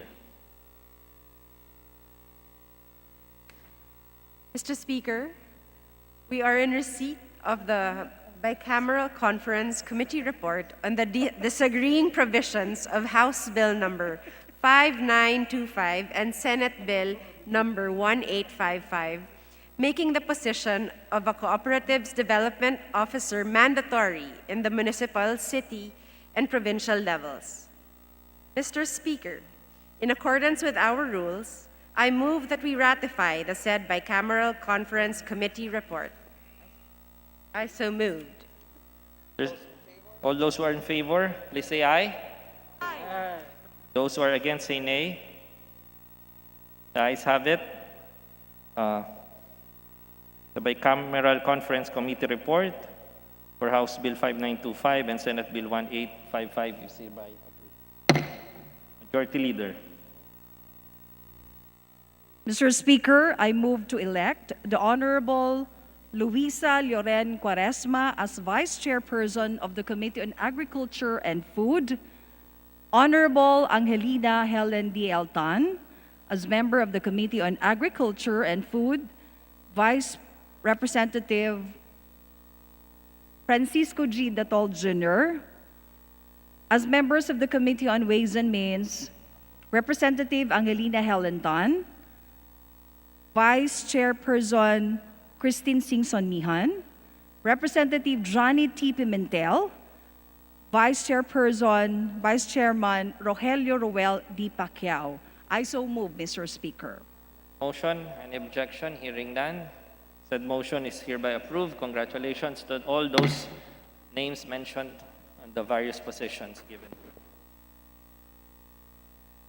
Majority Leader.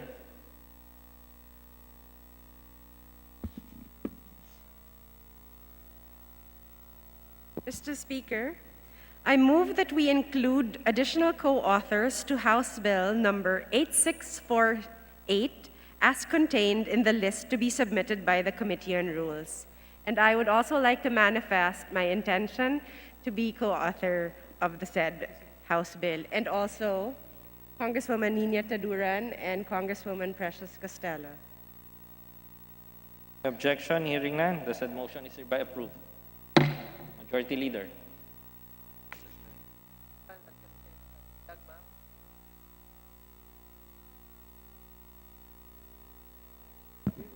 Mr. Speaker. Mr. Speaker, I move that we consider bills under the calendar of business for Thursday and Friday. There's a motion. Any objection? Hearing none, the motion is approved. Majority Leader. Mr. Speaker, pursuant to our rules, allow me to put forth an omnibus motion for the consideration of the following measures. House Bill number 8653 as contained in Committee Report 738, HB 5488 as contained in Committee Report 739, House Bill 8654 as contained in Committee Report 740, House Bill 8656 as contained in Committee Report 741, House Bill 8657 as contained in Committee Report 742, House Bill 8658 as contained in Committee Report 743, and House Bill 8659 as contained in Committee Report 744. So move, Mr. Speaker. There's a motion. Hearing no objection, I said the House Bill approved for second reading. Mr. Speaker, I move that we open the period of sponsorship and debate. Any objection? Hearing none, the motion is approved. Majority Leader. Mr. Speaker, I move that we consider the respective explanatory notes of the measures as the sponsorship of the said measures, and there being no member wishes to interpolate on the said local bills, I move that we terminate the period of sponsorship and debate. Objection? Hearing none, motion is approved. Majority Leader. Mr. Speaker, I move that we open the period of amendments and approve the committee amendments, if any, as contained in the respective committee reports of the aforementioned bills. Any objection? Hearing none, motion is approved. Majority Leader. Mr. Speaker, there being no individual amendments, I move that we terminate the period of amendments. Objection? Hearing none, motion is approved. Majority Leader. Mr. Speaker, I move that we vote on second reading on the following House bills. House Bill 8653, 5488, 8654, 8656, 8657, 8658, and 8659. Those who are in favor, say aye. Those who are against, say nay. The ayes have it. House Bill 8653, 5488, 8654, 8656, 8657, 8658, and 8659 is approved for second reading. Majority Leader. Speaker, I move that we suspend the session for a few minutes. Session suspended.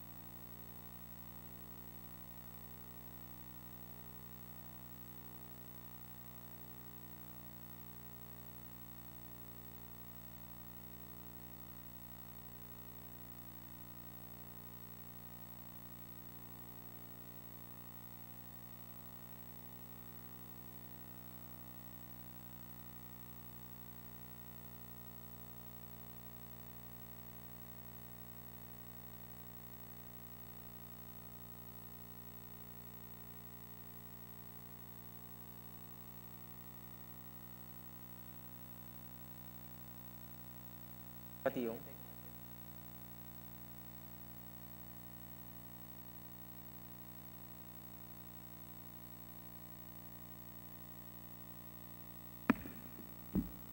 Mr. Speaker.